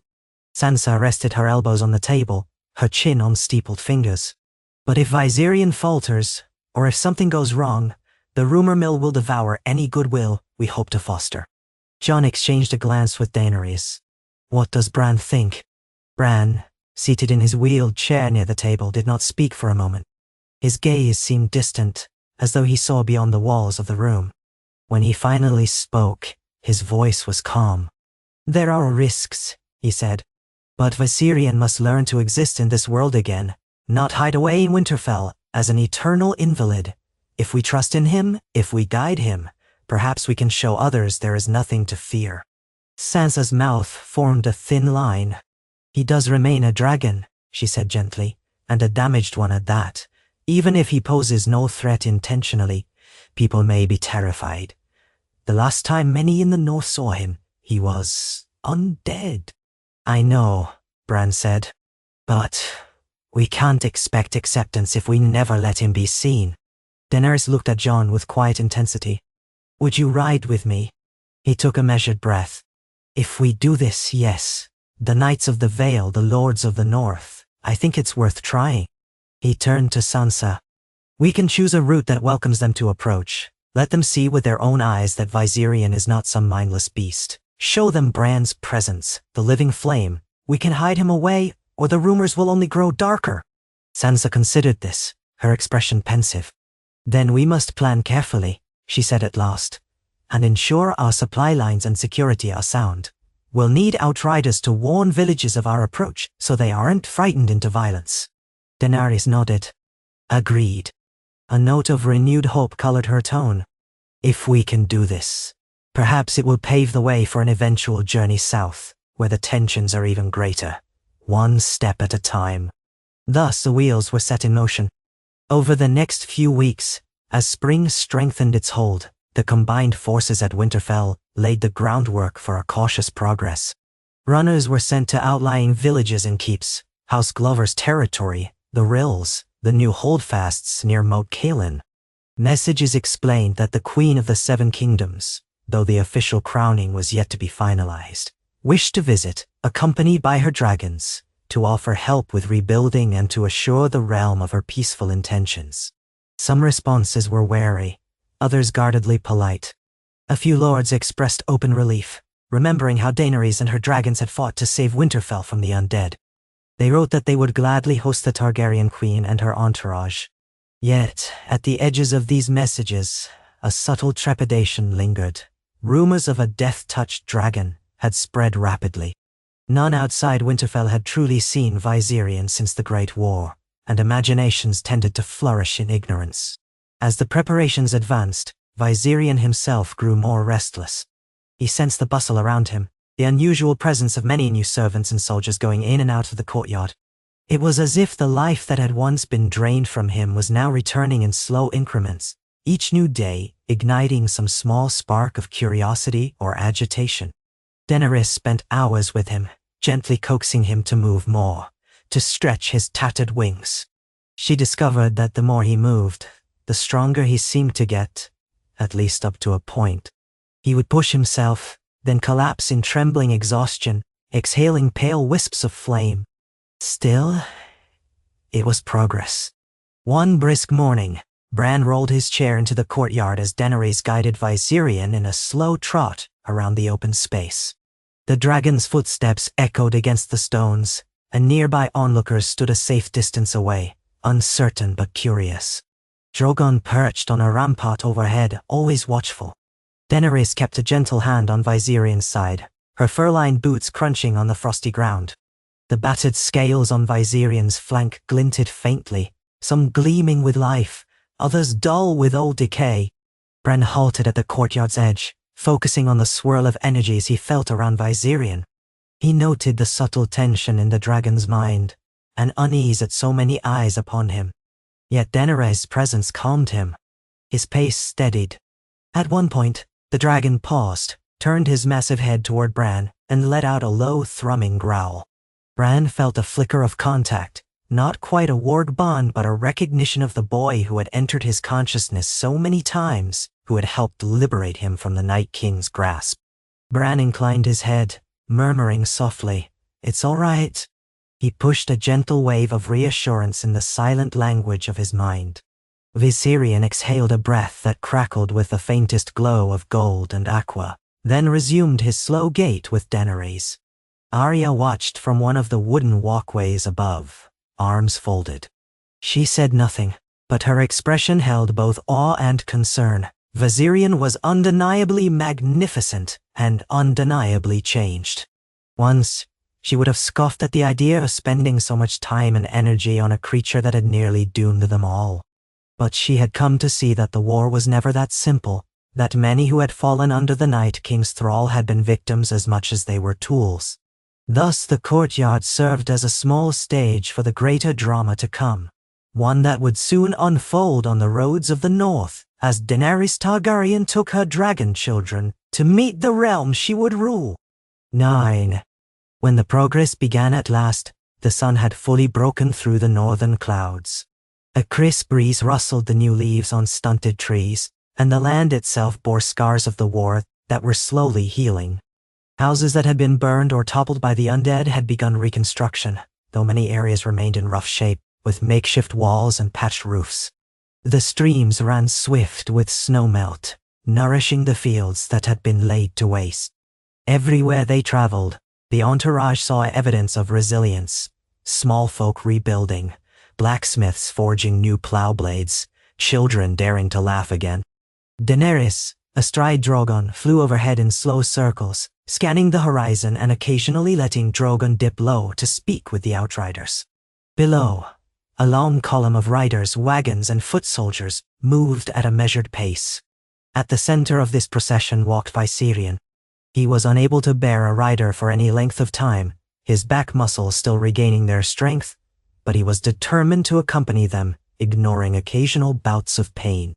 On either side of him, unsullied soldiers marched in close formation, armed with spears and shields more for ceremony than combat. Grey Worm was not among them, having traveled south on another mission months prior, but the Unsullied's discipline remained impeccable under the command of an officer named R'hlloro. Jon and Bran rode behind the dragon, Jon on horseback, Bran in a sturdy wagon modified so that his wheeled chair could be secured inside. Arya too took a horse near the vanguard, though she often ranged ahead to scout or disappeared altogether, reappearing only when the camp was struck each evening. Sansa had remained in Winterfell to oversee the day-to-day affairs of the north, but she had sent a contingent of guards under the Stark banner, ensuring the Queen's progress was both protected and symbolically supported by the Lady of Winterfell. They made camp in open fields wherever night found them. At first the small folk kept their distance, alarmed by the dragons overhead. Yet curiosity soon overrode fear. Each morning brought a small crowd near the edge of camp, farmers, shepherds, traveling merchants, hoping to glimpse the Queen and her dragons. Daenerys learned to greet them kindly, promising that they came in peace and only wished to see how the people fared. Jon was at her side, expressing genuine northern humility, acknowledging their hardships and offering to bring their pleas for assistance to Winterfell and beyond. Bit by bit, the onlookers inched closer, especially after seeing that Viserion, while imposing, did not breathe undead fire or lash out. Many nights, Daenerys invited the bravest among them to approach from a safe distance. She would let Viserion sniff a sack of grain, or watch as he gently nudged a piece of offered meat off a wooden platter. Sometimes Drogon would land nearby, making the ground tremble, but never attacking, only observing with regal intensity. At these gatherings, Bran often remained in the background, half lost in his silent communion. Occasionally he would allow his gaze to fall upon a frightened child and offer a faint smile. If asked, he would explain that Viserion once fought for them and would do so again if the need arose. Tales of the war had spread, but hearing it directly from one who seemed touched by ancient magic lent the story new weight. People began to marvel not only at the Queen, but at the quiet boy who spoke of dragons as if they were an extension of himself. Some nights were harder than others. Viserion sometimes woke in the darkest hours in a fit of restlessness, issuing plaintive roars that carried across the plains. On these nights, Daenerys would leave her tent, wrapping a fur cloak around her shoulders, and approached the dragon. She would lay a hand on his side, speak in Valyrian, or sing softly in an old dialect of High Valyrian that she had learned from Essosi texts. The sound seemed to calm him. Jon would stand watch at a discreet distance, ensuring her safety. More than once, Drogon flew overhead, circling protectively while the camp stirred with uncertain anxiety. But each time, Viserion's agitation subsided, and eventually, he would settle down again. Afterward, Daenerys would look at Bran with tired eyes, and he would only nod, understanding that the line between life and death within Viserion still bore cracks. Despite these challenges, the progress pressed on. They arrived at small keeps, where northern lords hosted them in battered halls. Some of these lords had never shared a meal with a living dragon present, much less two. The tension was palpable, but the Queen's courtesy, Jon's northern heritage, and the unwavering discipline of the Unsullied eased some of it. Where possible, Daenerys offered shipments of food from Winterfell's stores, or promised to send masons to help rebuild walls. The lords, seeing the Queen's sincerity, offered what meager hospitality they could: roasted venison, barrels of ale, a warm hearth. One even dared approach Viserion's flank to lay a trembling hand on the dragon's scales, nearly fainting when the creature rumbled in approval. Soon, word spread ahead of them that the Queen traveled with not just one, but two dragons. One soared overhead, black as midnight, while the other trudged the roads, pale and wounded yet undeniably alive. Small folk began speaking of Viserion as the dragon that returned, spinning half-mythic tales of how he had been dragged back from the lands of death by northern magic. Others called him Ghost Flame, referencing the strange hue of his fire. A few whispered that he was a sign from the old gods, a testament to the North's power forging alliances with Targaryen might. As all rumors do, these stories mutated with each retelling, some painting Viserion as a benevolent protector, others branding him an omen of doom. But wherever the progress went, more people turned out to see for themselves. Throughout these travels, Bran often found himself in the role of silent observer, bridging the world of men and the mind of the dragon.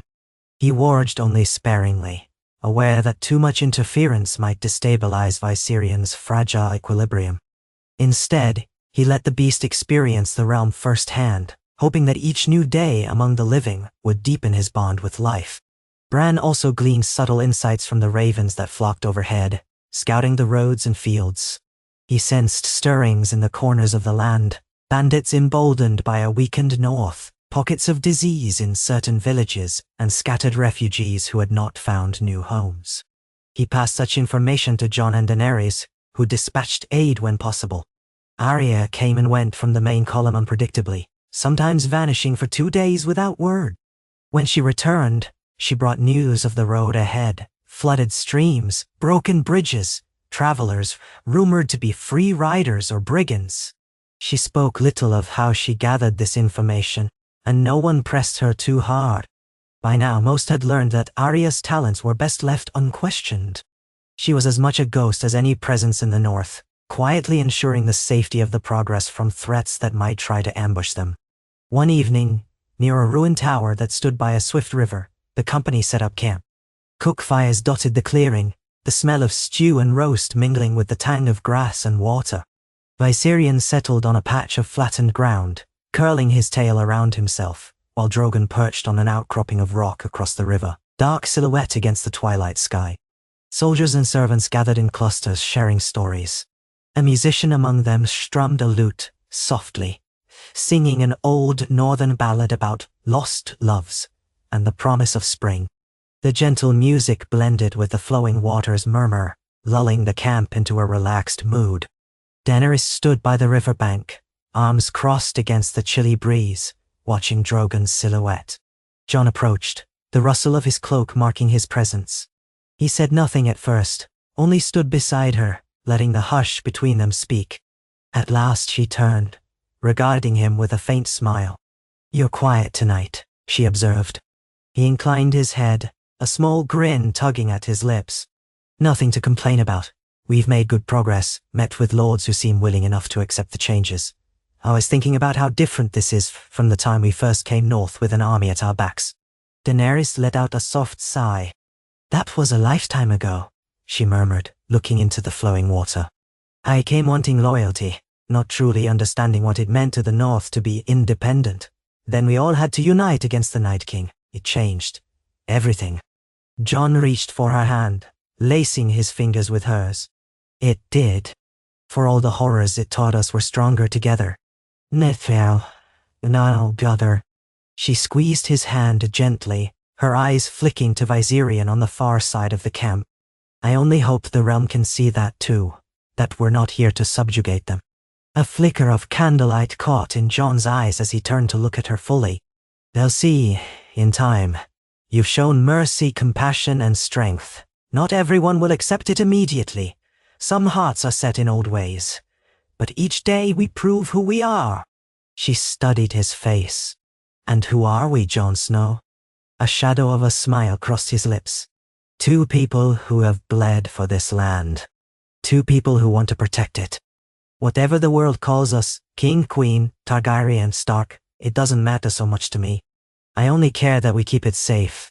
For a moment, their eyes met in a profound silence. Then, faintly, Daenerys returned his smile. The realm couldn't ask for a better guardian. He leaned in, pressing a gentle kiss to her temple. The night's chill draped around them, but for that instant, warmth lingered in their closeness. Now in a way. At the same time, on the other side of camp, Bran found his wagon near Viserion. He had instructed the driver to bring it close so he could keep watch on the dragon's mood. The faint glow of campfires flickered over Viserion's pale scales. Every so often the dragon twitched or gave a low rumble, prompting a cautious glance from the nearby soldiers. But mostly he lay still, gazing at the flames with an uncanny intensity. A figure stepped up beside Bran's wagon. Arya, cloaked in darkness, carried a small bowl of broth. Hungry? She asked quietly. Bran regarded the bowl, then gave a slight shake of his head. Not really, but thank you. She set the bowl on the wagon's ledge anyway. You forget to eat sometimes, you'll waste away. Bran's lips twitched in something that might have been a distant echo of humor. You sound like our mother. The mention of Catelyn Stark caused a flicker of nostalgia to pass between them. Arya cast her gaze toward the dragon. He's calmer tonight. Usually he fusses when we stop traveling. Bran nodded, fingers drumming lightly on the arm of his chair. He's content, I think. He liked the sound of that music from the other side of camp. Arya's eyes narrowed slightly, looking at Bran. You can tell that? He shrugged. I can sense it. In the way his breath slows, the tension in his muscles releases. He's not as haunted right now. Bran paused, letting out a soft breath. There are nights when all he sees is ice and darkness. Arya didn't press for details. She understood that whatever Bran experienced in his communion with the dragon was beyond her capacity to fully grasp. Instead, she said, He's come a long way since we found him half dead in the snow. Yes, Bran agreed. And so have we all. They watched Viserion in companionable silence. The dragon blinked slowly, then lowered his head to rest on his front claws. A plume of steam wafted from his nostrils. Arya found it strangely comforting, reminding her of the dire wolves they had once kept, though certainly far larger and more dangerous. It was a sign of trust that he could sleep near them, amid men who might once have tried to kill him. At length, Arya said, I've scouted the road ahead. There's a village called Old Oak Farm. Used to be farmland, obviously, but it was razed during the war. A few survivors built makeshift huts. Word is they're half-starving. Bran's gaze sharpened. We can help them. Arya nodded. Yes, if the Queen is willing to divert a portion of supplies. I came across some travelers who said the region has no lord left. The line died fighting the dead, so it's mostly people fending for themselves. Bran considered. Daenerys will want to help, but she'll need to balance that with her stores. We still have many miles to go. Arya's tone was firm. We should help. Else, who are we? Bran did not argue. He shifted in his seat. You're right. In the morning we'll tell Jon and Daenerys. We can spare some food, perhaps some seeds to replant. Arya gave a curt nod of approval. Good. For a moment, she looked as if she might say something else, her hand tightening on the hilt of her sword. But she said nothing, turning instead to gaze at the sky. The moon was rising, bright and cold. She stared at it as if searching for an answer. Then, after a long moment, she murmured goodnight and vanished into the shadows between tents. Bran watched her go, senses still half attuned to Viserion's dreaming presence. Bran. Morning came with a hazy sun, the sky streaked in pale orange and wisps of violet cloud. The company set off once more, traveling at a steady pace through rolling fields and low hills. Drogon circled overhead, occasionally alighting to rest in open spaces or on rocky bluffs. Viserion lumbered behind the outriders, steps echoing through the damp earth. Birds scattered at his approach, startled by his size and the ghostly swirl of half-living energy that seemed to emanate from him. By midday they reached the area Arya had spoken of, a stretch of farmland that once boasted neat rows of crops and sturdy barns. Now, the barns lay collapsed, blackened beams jutting toward the sky. The fields were choked with weeds and dotted with shallow craters from some past battle. Here and there, the remains of half-burned wagons littered the roadside. A forlorn cluster of huts stood near a copse of oak trees, their branches just beginning to leaf. Smoke rose from a single chimney. As the Queen's column approached, a few frightened figures darted behind the huts. Daenerys, seeing this from atop Drogon, signaled to her outriders to halt. She dismounted, Drogon crouched so she could slide off more easily, and handed the reins of leadership to a pair of Unsullied who flanked her. Jon, riding at the forefront, likewise dismounted. Arya slipped from her saddle, scanning the huts with cautious eyes. Bran remained in his wagon, vantage allowing him to see over the heads of the guards. Daenerys raised her hand, calling out, "We mean you no harm." Her voice rang clear in the still air. "We've come to see if you have needs, and if we can offer aid. Please, don't be afraid." For a tense moment, there was no response. Then, from behind one of the huts, a woman emerged, pushing back her tangled hair from her face. She looked to be in her 30s, though hardship had likely aged her beyond her years. A boy of about 10 clung to her hand, and a toddler clutched her skirts. Their clothes were ragged, their eyes wary.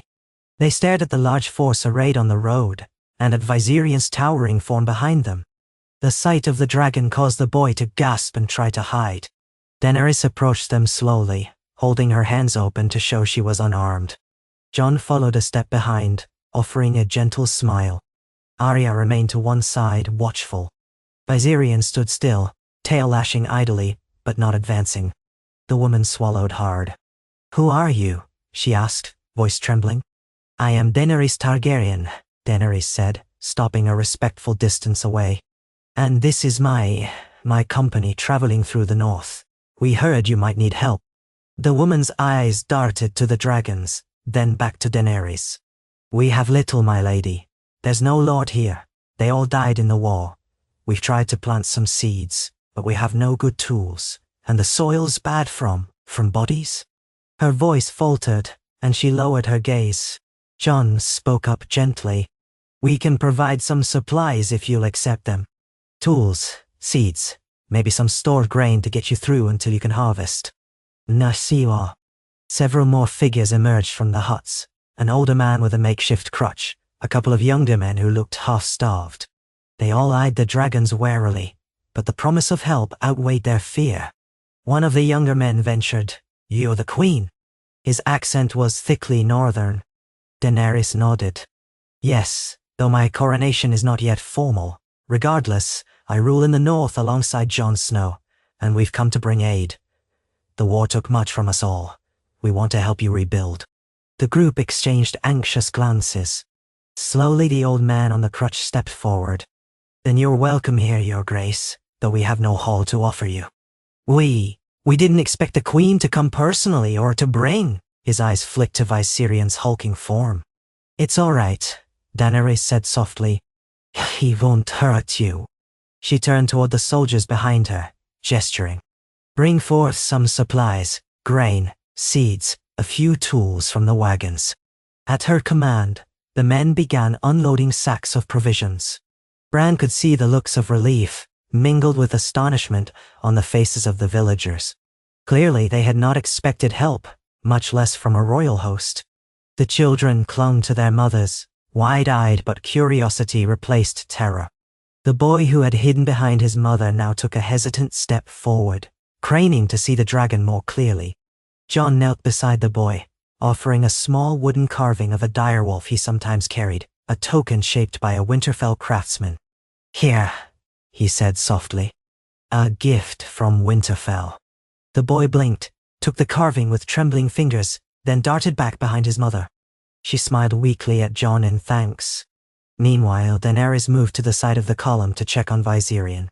The dragon rumbled low, sniffing the air and tilting his head at the presence of so many strangers. She laid a hand on his scales. "Easy," she whispered. "These are friends." Viserion's eyes flickered with that swirling gold and aqua, but he remained calm, letting out a quiet growl that was more curiosity than aggression. Arya helped distribute supplies, saying little. The old man with the crutch looked at her closely, realization dawning. "You're a Stark," he said in wonder. She nodded. "Yes. And that's your brother, the one in the chair. The one who, they say he can speak to the dragon." Arya raised her brows. "He's the three-eyed raven, if that means anything to you." The man shook his head, not understanding the reference. "I only know. Stories say he's touched by magic, that he's the reason the dead were beaten." His gaze flicked to Bran, who sat observing from the wagon. "Bless him then." Arya found the man's reverence a bit unsettling. "He doesn't need blessings," she said wryly, though she left it at that. She could never quite explain Bran's transformation. It was enough that the realm had accepted him, that Daenerys trusted him with Viserion's care. Little by little the villagers came forward, exchanging small talk and teary gratitude with Daenerys, Jon, and the others. The queen directed the distribution of seed and tools, instructing them on how to request more from Winterfell if needed. She assured them that once a stable harvest was possible, trade routes could be reopened, and they might see the prosperity of old return. Some wept openly, relieved beyond words. Others simply bowed, uncertain how else to express thanks to a queen who arrived unexpectedly with generosity rather than demands. Toward the end of this impromptu gathering, one of the younger men gathered the courage to approach Viserion. He held a small chunk of raw rabbit meat in his trembling hand, an offering. Daenerys watched carefully, ready to intervene if needed. The man slowly extended his arm, his face tight with fear and awe. Viserion sniffed the meat, then opened his jaws to delicately snatch it away, swallowing in a single gulp. A few scraps fell, but the message was clear. The man grinned in astonished delight as the dragon accepted his meager gift without aggression. That moment, so small, so simple, felt monumental to the watchers. More than any grand speech, it showed that the Queen's dragon was not an undead horror waiting to devour them, but a living creature capable of peace. Bran exhaled, feeling a wave of warm emotion ripple through his bond with Viserion. The dragon, uncertain but curious, had taken a step closer to the realm he once fought to protect. Now, such scenes repeated themselves in village after village. Some were in worse shape, some fared better, but everywhere they went, Daenerys offered what help she could. At times they encountered pockets of bandits or scattered remnants of the undead, but these threats were swiftly dealt with. The bandits fled at the sight of dragons, and any leftover whites, rare though they were, crumbled when steel or dragonflame found them. Each successful encounter, each act of mercy, further softened the hearts of those who remembered only tales of Targaryen conquest. Still, not all was smooth. One afternoon, while passing near the edges of a forest, a small group of armed men confronted them. They wore no sigil, but from their accents and battered gear, they appeared to be disaffected soldiers left homeless after the war. Fearful of dragons and resentful of monarchy in general, they demanded food and coin in a tone that trembled on the edge of violence. Daenerys tried to reason with them, explaining that she would share supplies if they laid down their arms and joined the camp in peace. But they refused, brandishing spears.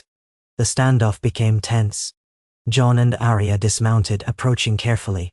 One of the men, desperate or crazed, hurled a spear at Viserion.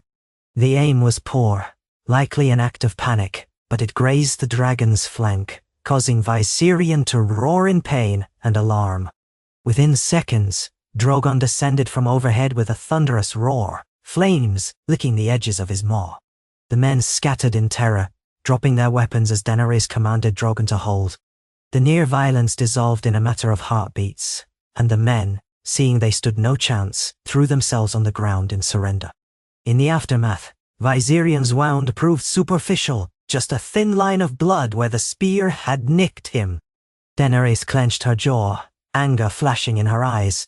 Jon took command of the men, disarming them and binding them to ensure no further trouble. Bran, feeling the dragon's pain, warged briefly to soothe him, urging calm so that Viserion did not lash out in mindless fury. Once stable, the Kemp's soldiers led the captured men away. Daenerys might have ordered a harsher punishment, but she chose leniency, telling Jon to let them go after stripping them of their weapons. "Tell them to seek honest work," she said through gritted teeth, trying to contain her frustration. The incident underscored how precarious their peace was. One misunderstanding, one moment of fear, could spiral into bloodshed. Jon sensed Daenerys' tension and placed a reassuring hand on her shoulder. "It's all right," he said quietly. "It's ended now." Her voice was a hushed tremor. "If that spear had lodged deeper, if Drogon had unleashed his flames, we could have had a massacre." Jon nodded, sharing her sense of relief. "But it didn't happen. We'll keep watch. This is the path we chose, Daenerys. A path of mercy sometimes invites those who might test it." She glanced at Viserion, who stood breathing heavily, the wound lightly oozing. Soldiers approached to treat it, carefully applying a salve under Bran's direction, though no one aside from Daenerys dared too close, without the young Stark's calming presence. The dragon let out a low rumble, his eyes flicking with that swirl of emotion. "I won't let fear push me into cruelty," Daenerys said, more to herself than to Jon. "That was my father's failing, my ancestors' failing. If we want to break the wheel, we have to be better." Jon said nothing, only squeezed her shoulder in solidarity.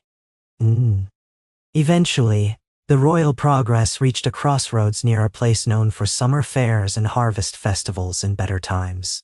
Here, the roads branched. One way led further west toward the mountains and coastal regions, another led south, inching closer to Moat Cailin and the path to the Trident. The entourage halted, setting up a more permanent camp while Daenerys and her advisors decided the next step. Some argued to continue west, visiting more remote holds. Others suggested turning south to approach the Neck, then onto the Riverlands, bridging the divide between north and south. Yet the plan to move south carried greater risks, for Viserion's presence was rumored to evoke even stronger fear in those southern lords who had not witnessed the War for the Dawn firsthand. At the large central tent, Daenerys, Jon, Bran, Arya, and a handful of loyal officers gathered. The tent was lit by oil lamps, and a map of Westeros lay spread across a broad table. Daenerys, standing at the head, rested both palms on the edges of the table, eyes traveling from the map to the faces of her council. "We came this far to show the North our intent," she began. "We've done so. The question is, do we push further into the west or do we head south? The Riverlands would be the next logical region if we want to unify the realm, but Viserion is not at full strength, and the further we get from Winterfell, the harder it will be to resupply. The Riverlands have been ravaged by war more times than I can count. If they react badly to a wounded dragon in their midst, we could see chaos." Jon nodded. "It's a gamble. But so was traveling the north, and it's turned out better than we feared. If we want to unite the realm, we have to start bridging that divide. The Riverlands is the natural crossroads." "Lord."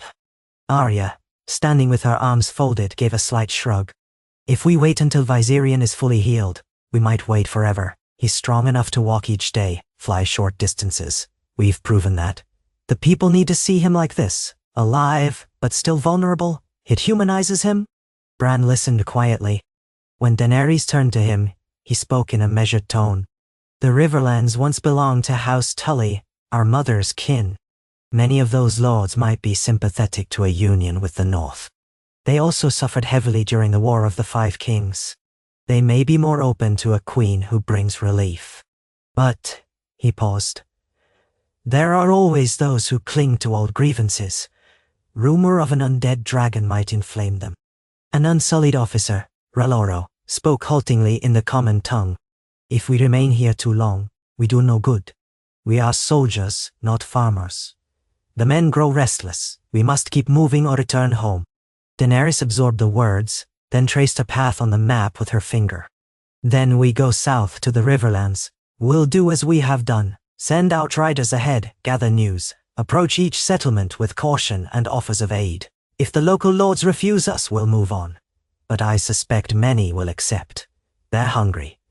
We can help. We can help. She straightened, scanning the faces around her. Any objections? No one spoke. Jon gave a brief nod, acceptance in his eyes. Arya's mouth curved in a faint smile. Bran inclined his head.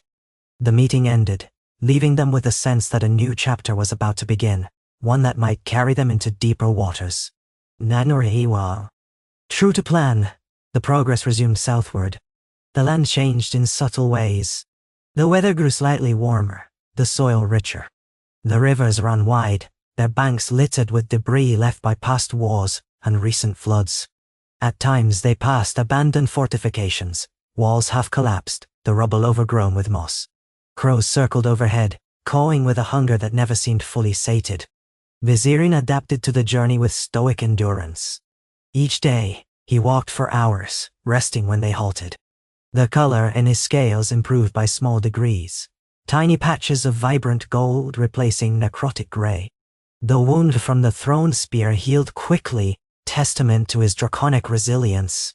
Though he still could not fly for long distances, he ventured short flights when the terrain allowed, flapping his tattered wings with determined fervor.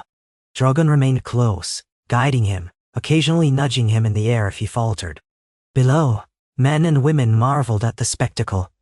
2 dragons overhead, one black and powerful, one pale and scarred, yet both bound by a deep familial bond. As they neared the outskirts of the Riverlands, a new tension gripped the camp. Jon recalled the chaotic battles fought there, how the Freys had once held the twins, how the Lannisters had ravaged the countryside. Memories of the Red Wedding still lingered like a curse, and while House Frey had lost its power, the region had never fully recovered from the atrocities. Many small lords and knights held patches of land, uncertain of who truly commanded them. Daenerys rode with Jon at the head of the column one morning, the sky bright with promise. She glanced down at the plains stretching before them, dotted with shallow lakes and meandering tributaries. A scattering of homesteads lay in the distance. It looks peaceful from here, she noted. Jon shrugged. It always does from a distance. Closer in we'll see the scars. Then we'll tend them, Daenerys said simply. When they reached the first large settlement, a market town near the crossroads, they sent riders ahead, announcing their arrival. The reaction was mixed. Some townsfolk barricaded themselves indoors, terrified at the rumors of dragons. Others came forth with cautious interest. As Daenerys and Jon dismounted in the town square, with Unsullied forming a perimeter and Viserion waiting on the outskirts, to avoid trampling the buildings, a throng of onlookers gathered. A stout man who appeared to be the local magistrate, accompanied by a handful of guards, stepped forward.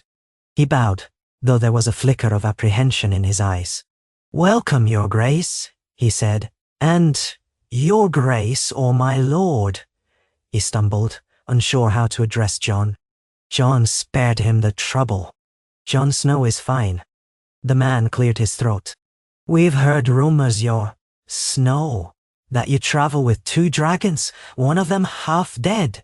Some say it's a white, others say it's a miracle. Which is it?" Daenerys answered, calm authority in her voice. "He is Viserion, a living dragon once slain beyond the wall and corrupted by the Night King. But he has been freed, resurrected by the power of the 3-eyed raven, and by the bond I share with him. There's no reason to fear him, so long as you do not provoke him." Murmurs rippled through the crowd. The magistrate's eyes flicked to the far edge of the town square, where Viserion's silhouette loomed behind a building. A child gasped at the sight of the dragon's pale wings. The guards gripped their spears more tightly. The magistrate bowed again. If that's the truth, then we welcome you, but we are simple folk. We can't feed an entire army, let alone 2 dragons. Daenerys gestured to her retinue. We bring some supplies of our own. We don't come to take from you, but to see if you have needs we can fulfill. The war in the north has ended, but we know the Riverlands have suffered greatly. We've come to mend the realm, not drain it. Skepticism tinged the faces of many onlookers. One older woman shouted, Targaryens burned Harrenhal? What if you burn us too? A few others voiced agreement, fear surfacing in their raised voices. Daenerys raised her hands, her expression firm but empathetic. I understand your concerns. The history between House Targaryen and this region is not without blood. But that was generations ago. We are here now, in a new time, having fought a great war against the dead. My dragons are not instruments of conquest this day, but symbols of protection and rebirth. I ask you to judge me by my deeds, not only by the sins of my forebears. Nenanantahai. Still, the muttering of discontent continued at the edges of the crowd. Jon sensed the atmosphere turning tense. He took a step forward. I was king in the north, and I bent the knee to Daenerys because she saved us from the undead. She lost many of her own to protect us. I've seen with my own eyes the sacrifices she has made. If you doubt her, doubt me as well. That sparked a few calmer voices. A tall man in the crowd called, You're Eddard Stark's son, aren't you? He was a good man. An echo of agreement rippled through the townsfolk. Ned Stark's memory still carried weight, especially in the Riverlands where he had once negotiated the betrothal of his son, Robb. Their anger at the Targaryens was tempered by their respect for the Starks, a name that still commanded loyalty and fond remembrance. The magistrate cleared his throat, trying to regain control of the assembly. We shall not turn you away. If you come in peace then, the town can offer some small hospitality, but please we beg you, do not bring the dragons too close to our roofs or livestock. We've precious little left. Daenerys nodded, understanding. We'll make camp just outside the town. My men will guard Viserion, ensure he doesn't wander among your homes. Drogon will perch beyond the fields. And so the uneasy welcome began. Over the next day, the Queen's company set up tents near the outskirts, distributing some aid to the townspeople while carefully respecting their boundaries. The tension did not fully abate. Children peeked from behind shutters, frightened by the sight of 2 dragons looming nearby. Some older folk grumbled about Targaryen madness. But as hours passed without incident, the mood softened slightly. Curious souls ventured closer to the camp. The Queen's men traded small items, offering fish caught from local streams or salted meat from the caravan. In return, townsfolk brought cheeses, bread, or small crafts to exchange, forging tenuous connections. At one point, a carpenter from the town approached Bran, who sat near Viserion, and asked about building a new gatehouse for their palisade.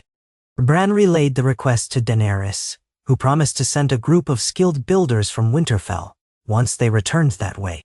The carpenter left with a thoughtful expression, still wary of the dragon's presence but impressed by the Queen's willingness to help. In the evening, a mild drizzle fell, turning the ground to mud.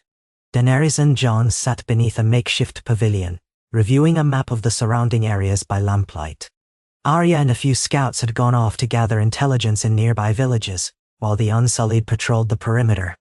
Viserion had taken shelter under a copse of trees, Drogon perched on higher ground. The patter of rain on canvas created a steady background hum.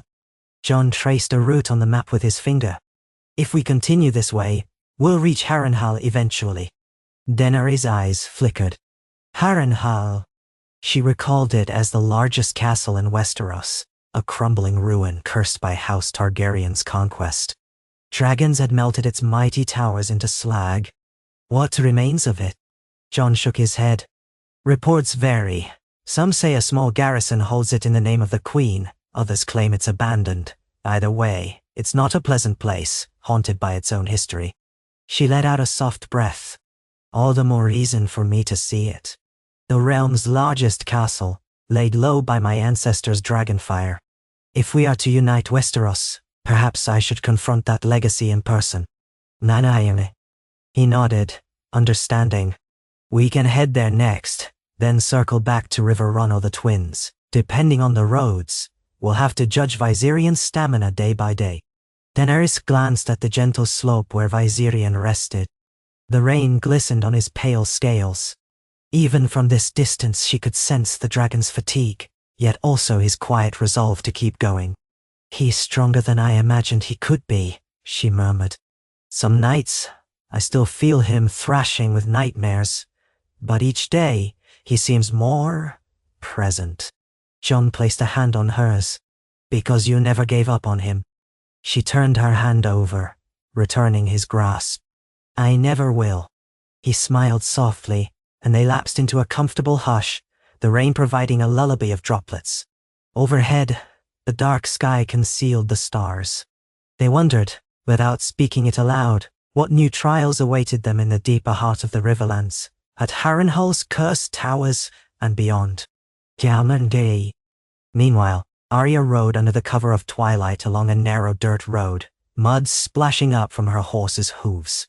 She was accompanied by 2 scouts, Rodrik, a lean man with a keen eye, and Nella, a sharp-toned archer. They had left the main camp that afternoon, following rumors that a group of mercenaries or outlaws was extorting travelers on the southern route. The drizzle had turned to a persistent rain, but Arya pressed on, grim determination etched on her face. After about an hour of riding, they spotted a faint glow in the distance, a fire by the roadside. Arya signaled her companions to slow.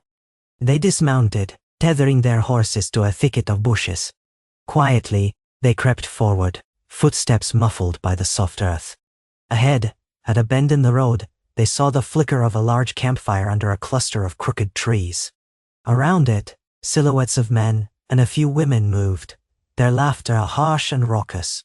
The glint of weapons was visible in the firelight.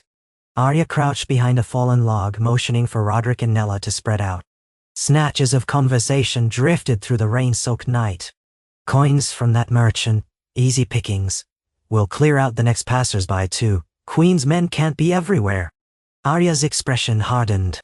These were likely the bandits they had heard about, preying on innocents fleeing the war's aftermath. Cautiously, she counted at least 7, maybe more lurking in the shadows. No wagons or prisoners in sight, so they might have stashed their spoils nearby. Arya motioned for Rodrik and Nella to hold position. She advanced alone, cat-footed, sliding through the shadows until she reached a vantage behind a mossy boulder. One of the bandits, a broad-chested fellow with a scar across his jaw, was arguing with another about whether they should press further north. A woman with a crossbow spat on the ground, swearing she'd kill the next soldier who tried to make them bow to any queen. Arya felt the old anger welling in her. She remembered the chaos and brutality that had driven her from place to place. Men like these thrived in the vacuum of power. She inhaled, calming herself. If she wanted to end this, she had to be precise.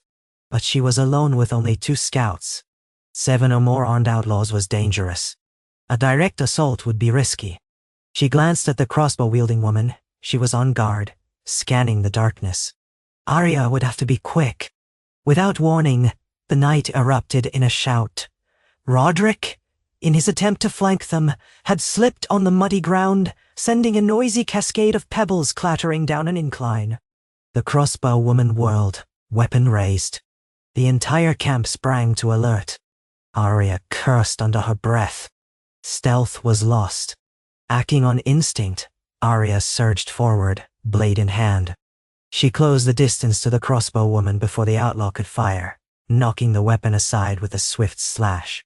The woman cried out as Arya's blade opened a cut across her arm, forcing her to drop the crossbow. Another bandit lunged at Arya with a short sword. She twisted aside, hooking his wrist, then driving her elbow into his throat. He staggered, gasping. Arya finished him with a quick thrust. Blood spilled onto the muddy ground. Chaos engulfed the campsite. The bandits yelled, scrambling for weapons. Rodrik and Nella emerged from the darkness, arrows hissing through the wet air. One bandit fell with a choking gasp, an arrow lodged in his chest. Another stumbled, clutching his leg. The big man with the scar roared, brandishing a battle axe, and charged at Arya. She sidestepped, parried a vicious swing, her Braavosi style letting her slip inside his guard. Her blade darted out, carving a line across his ribs. He bellowed in pain, swinging wildly. She ducked, muddy water spraying, then sprang up with a lethal stab beneath his chin. By the flickering firelight, forms clashed in a whirl of steel and shouts. Nella loosed another arrow at a bandit rushing her. He collapsed face first in the mud. Roderick fought two men at once, cursing as he struggled to keep them at bay. Arya darted to help, sliding behind one outlaw and slitting his throat. The other whirled to meet her, terror in his eyes. He stumbled back, tripping over a log, and Roderick finished him with a thrust of his spear. The woman with the crossbow had scrambled for a knife. She lunged at Arya with desperate fury, but Arya disarmed her with a swift flick of steel. The woman froze, cornered, seeing the blood-soaked ground and the corpses of her companions. She raised trembling hands in surrender. Arya pinned her with a cold stare. "You've been robbing travelers, murdering them." The woman spat, though fear burned in her eyes. "Everyone's a killer these days. We do what we must to survive." Arya's jaw tensed. She remembered a time when survival had forced her into dark deeds. She still carried that weight. But these outlaws had chosen cruelty, had spurned offers of peace. "We came with an offer of a new start," Arya said quietly, though her voice cut like a blade. "And you repay it by preying on the innocent." The woman glared. "Innocent? Ha! There's no innocence in war." "Nezi not say." Arya said nothing more. In a single fluid motion, she ended the woman's life with a precise thrust.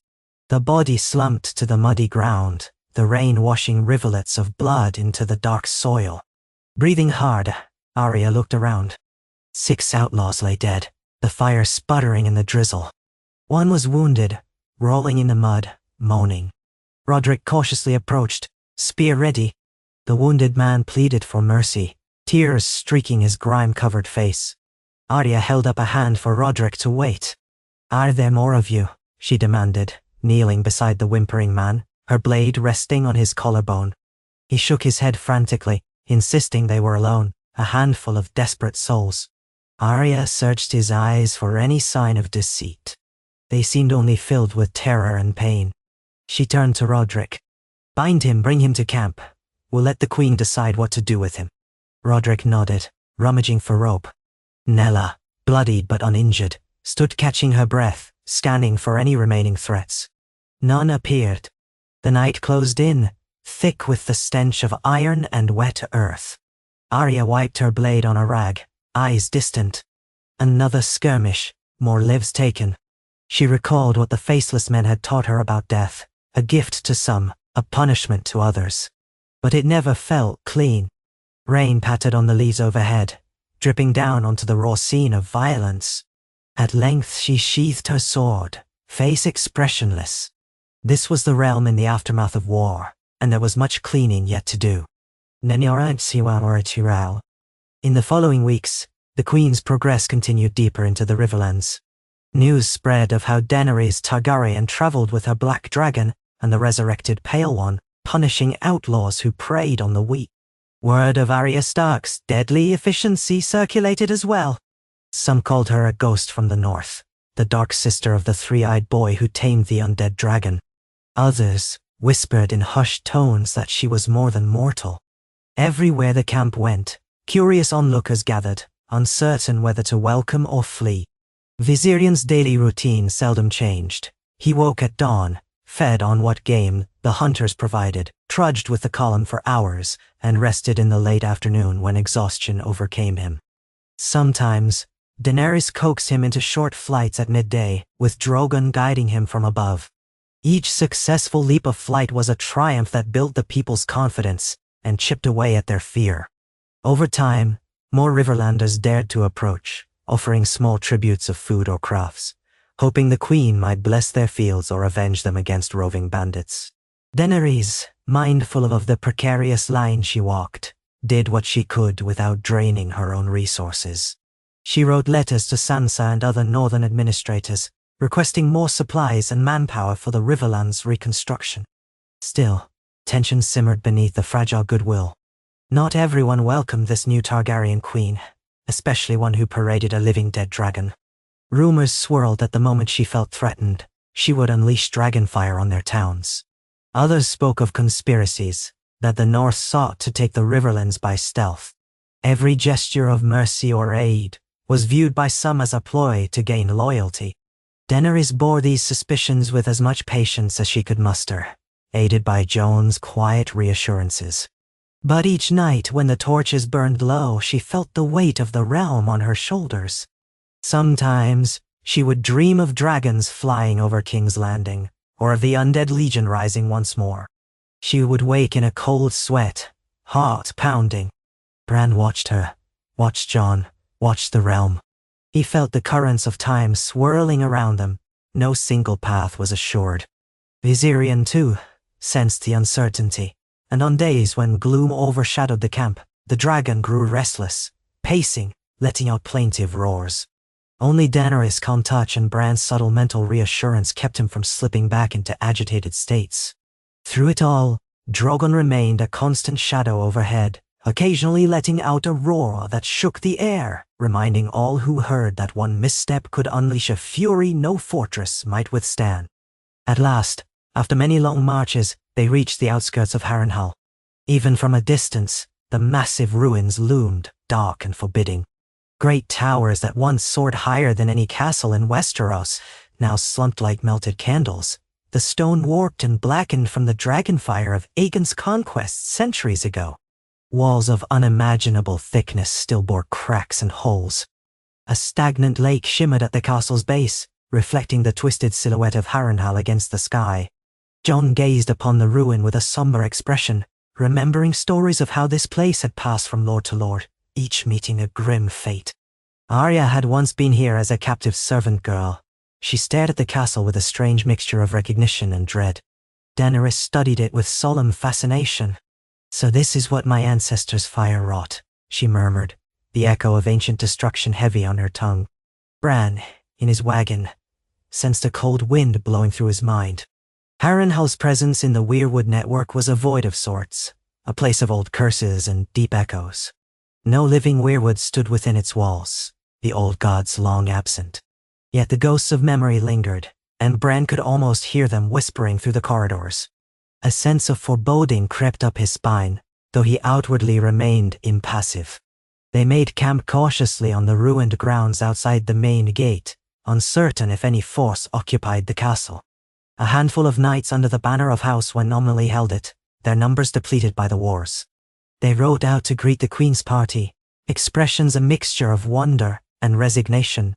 One of them, a knight with greying hair, introduced himself as Sir Giles Greenwell, sworn to protect the Harrenhal lands on behalf of House Wet, what remained of it. He explained that they had perhaps 30 men holding the fortress, living in a portion of the castle that hadn't collapsed. Daenerys offered them formal greetings, clarifying her intention to see the ruin, possibly to evaluate whether it could be partly restored to house refugees. Sir Giles shrugged.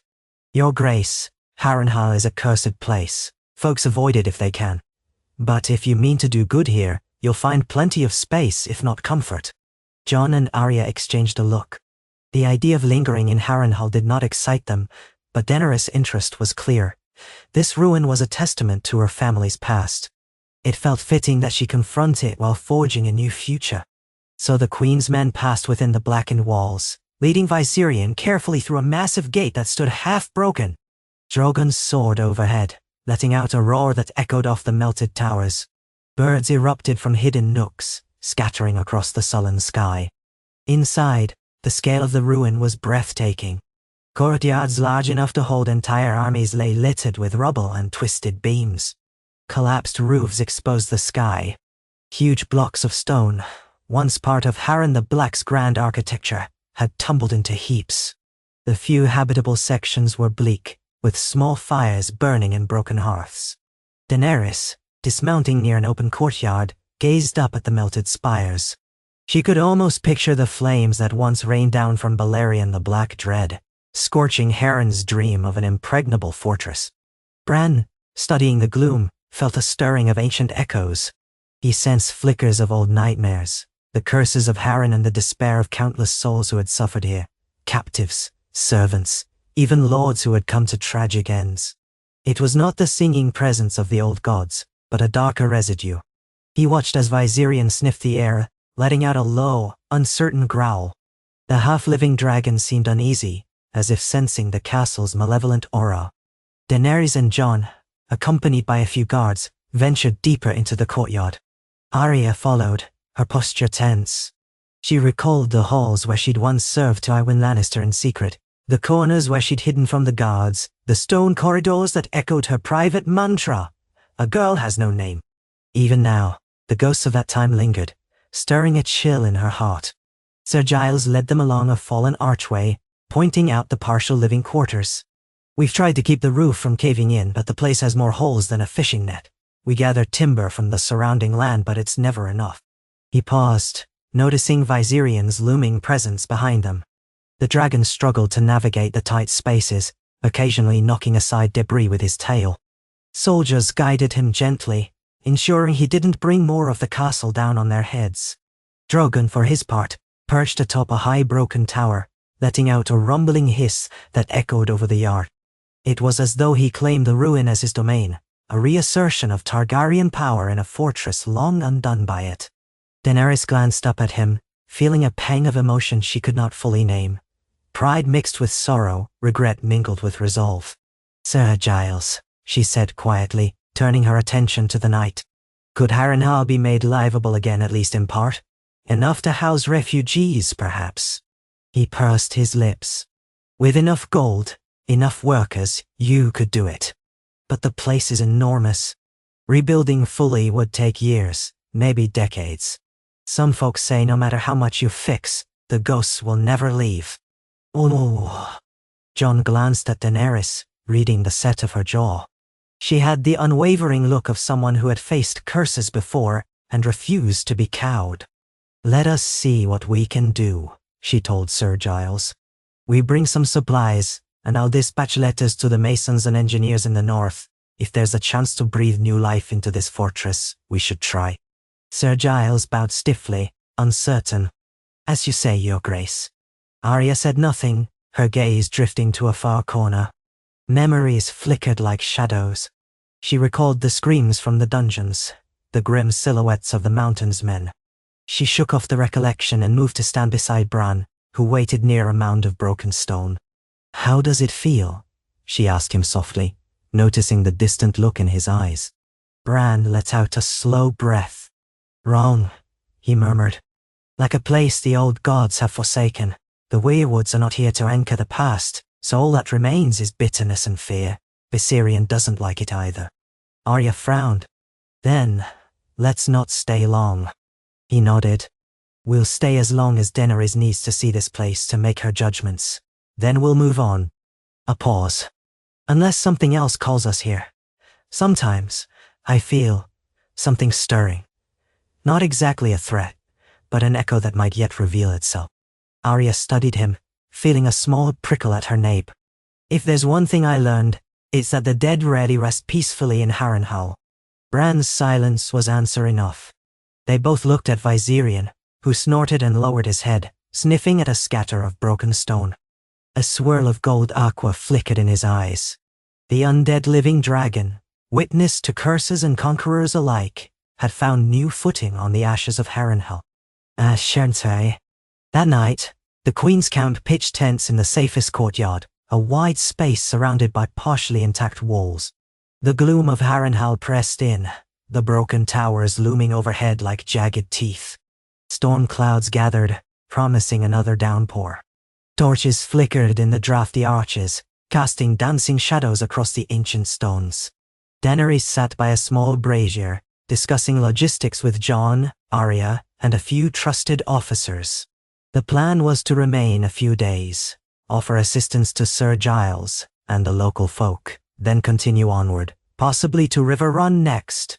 Bran had retreated early to his wagon, complaining of weariness and a sense of unease. Arya occasionally glanced in that direction, worried for her brother, but trusting that his own power and self-awareness would guide him. Midway through their discussion, Drogon let out a piercing roar from his perch atop the tower. Everyone froze. The cry echoed across the courtyard, rattling dust from the crumbling stones. Daenerys shot to her feet, heart pounding. "Something's wrong," she said. Jon grabbed his sword belt. Arya followed suit. They rushed into the open courtyard, scanning the darkness. Viserion was in the far corner, partially hidden by rubble. But even from a distance, Daenerys could see him stirring, wings twitching.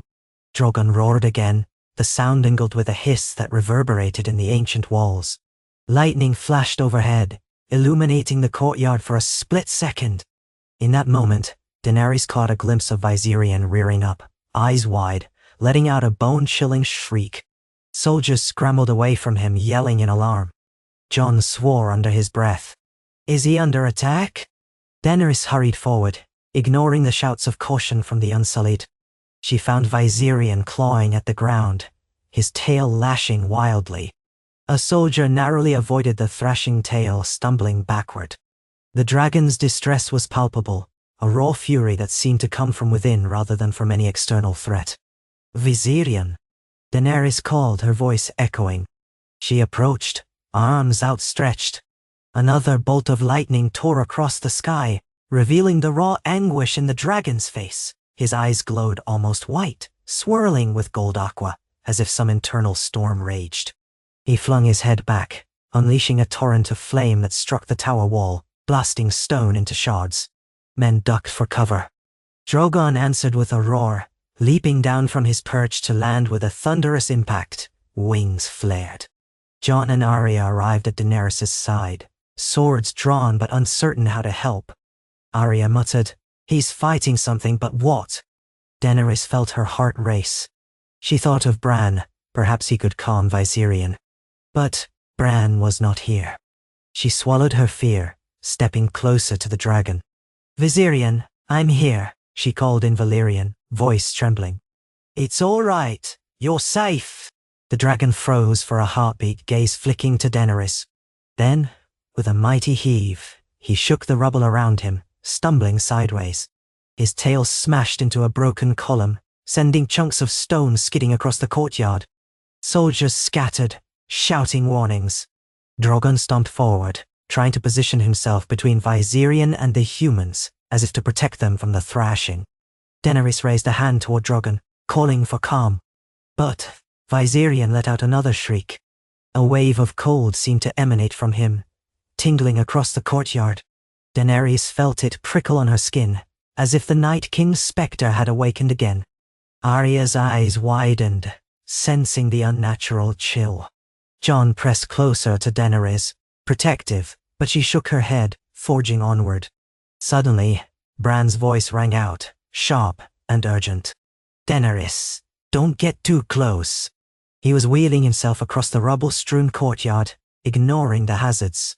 Soldiers tried to hold him back, but he glided forward, eyes shining with intense focus. Daenerys hesitated. "Bran, what's happening?" He grimaced, closing his eyes in concentration. "Something, in this place, it's stirring the remnants inside him." Bran winced, as if in pain. "I can try to calm him, but it's strong." Before anyone could respond, Viserion gave another roar, this one tinged with sorrow. His eyes locked on Bran, as though recognizing his presence. Bran inhaled sharply and began to warg, letting his head slump forward. Daenerys felt a sudden hush, as though all the air had been sucked from the courtyard. The only sounds were thunder overhead and Viserion's ragged breathing. Inside Viserion's mind, Bran confronted a swirl of malevolent shadows, a haze of ancient curses coiling in the dragon's undead scars.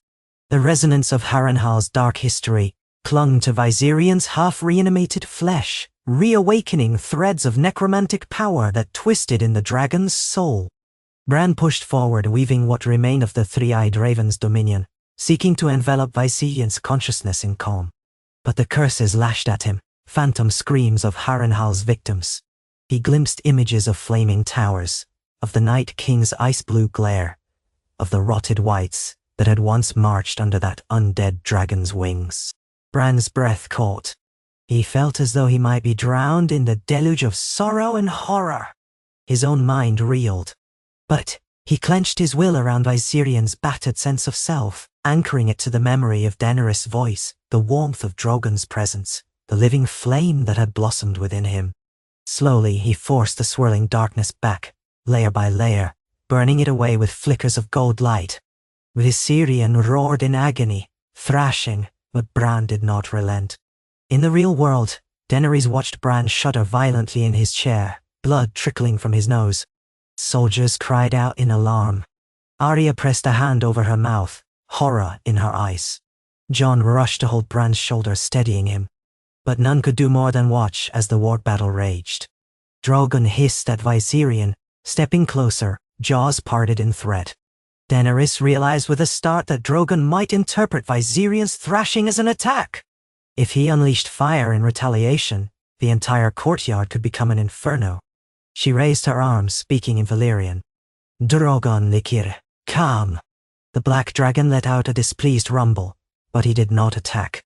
Viserion, quivering, sank to his haunches. Thunder rumbled overhead. Rain began to pelt the broken stones, hissing as it met the dragon's hot scales. Lightning flashed again, revealing the raw anguish carved in Viserion's posture. Then, with an echoing roar, he collapsed fully, sides heaving. Bran jerked upright in his chair, eyes snapping open, a pained gasp escaping his lips. Jon, kneeling beside him, looked alarmed. "It's done," Bran breathed, voice trembling. I banished the worst of it." Viserion lay still, wings outstretched in the mud. Drogon sniffed his brother's neck, letting out a low, questioning whine. Daenerys hurried to Viserion's side, gently touching his scales. The dragon moaned, a haunting sound in the tempest. Yet his breathing slowed, the glow in his eyes dimming to a subdued gold aqua. Arya helped Jon steady Bran, who trembled as though he'd run a marathon. "What was that?" she demanded quietly, eyes darting between him and the dragon. Bran swallowed, forcing words through chattering teeth. "A resonance, Harrenhal's, curses, awakened some remnant of the Night King's hold. Viserion is tied to death and life both. In a place this haunted, that bond grew unstable." Daenerys ran her hands soothingly along Viserion's side. "Will he recover?" Bran nodded weakly. "He should. But we cannot stay here long. The land, it's saturated with centuries of horror. It's too much for him." A wave of relief washed through Daenerys. She pressed her forehead to Viserion's damp scales, murmuring soothing words. The dragon's breathing steadied further, though he remained limp, exhausted. Around them, the courtyard echoed with the slow hush of rain and the distant rumbles of thunder. At last, Daenerys looked up, meeting Jon's eyes across the battered courtyard. "We'll do what we can for the people here, but we won't linger. If staying means risking Viserion's life, or stirring powers best left dormant, we leave." Jon gave a curt nod, expression grim. "Agreed." Arya exhaled, tension draining from her shoulders. She cast a glance at the melted towers. Harrenhal never was a home to any but ghosts. Daenerys stood, placing a hand on Viserion's scaled flank.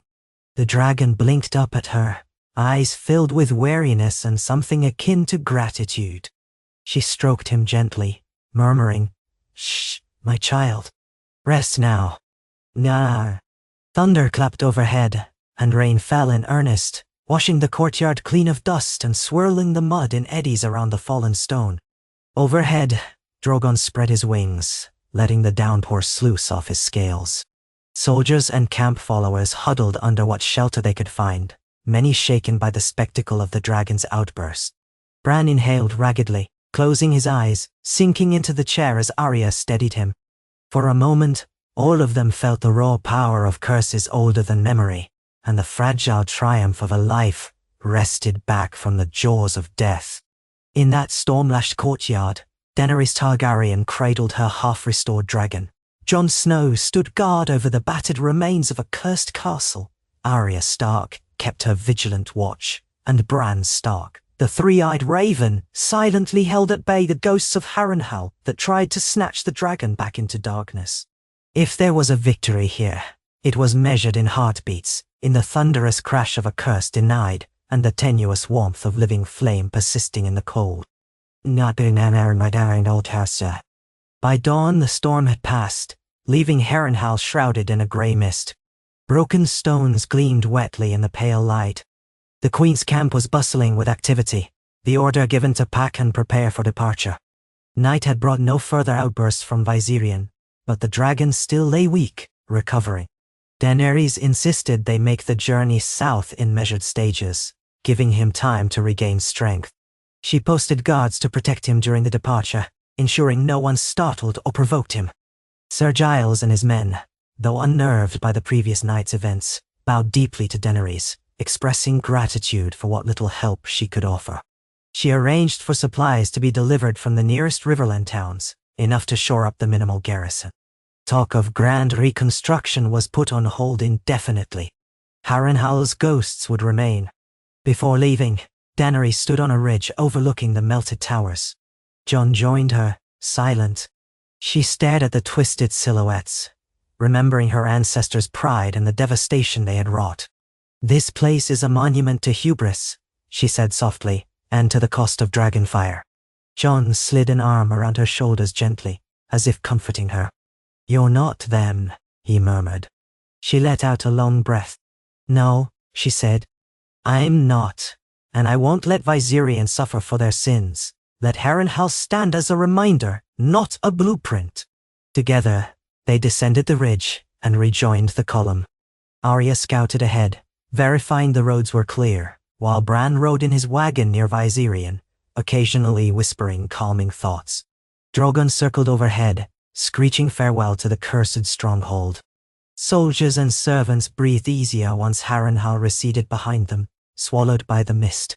As the current progress wound its way south, the realm still bristled with challenges: bandits, famine, political mistrust, but also glimmered with hope that these Targaryens, tempered by the North and guided by the resilient Stark family, might do more than conquer. They might heal, unify, and protect. And in the midst of it all, a pale dragon walked forward, step by weary step, bearing the scars of death and the promise of new life. For Bran Stark there was no true rest. Night after night, he drifted in visions, ravens swirling over castles, glimpses of half-remembered times, the faint taste of the future. He sensed the pulse of Viserion's soul, flickering with each passing day. The bitterness of Harrenhal would fade in time, overshadowed by the warmth of Daenerys' bond. So long as that bond endured, and so long as Bran stood ready to hold the darkness at bay, Viserion would remain in the realm of the living. The scars would never vanish, but the living flame persisted, defying the chill hand of the grave. In the days to come, many songs would be sung of this progress through the Riverlands, some praising the mercy of the Dragon Queen, others warning of the undead monster in her retinue. But for those who traveled in that company, the truth was more nuanced. They carried the burden of a miracle that was never entirely secure. A second chance rested from the jaws of the Night King's legacy. Step by step, they pressed on, forging alliances, healing wounds, and reminding the realm that even after the darkest night, life could yet prevail. And so they journeyed, uncertain but unwavering, into the chapters yet unwritten, dragons overhead, a battered kingdom behind them, and the promise of renewal flickering in each sunrise, each promise of spring, each heartbeat of the dragon who had once tasted death but chose stubbornly to burn anew in the living world.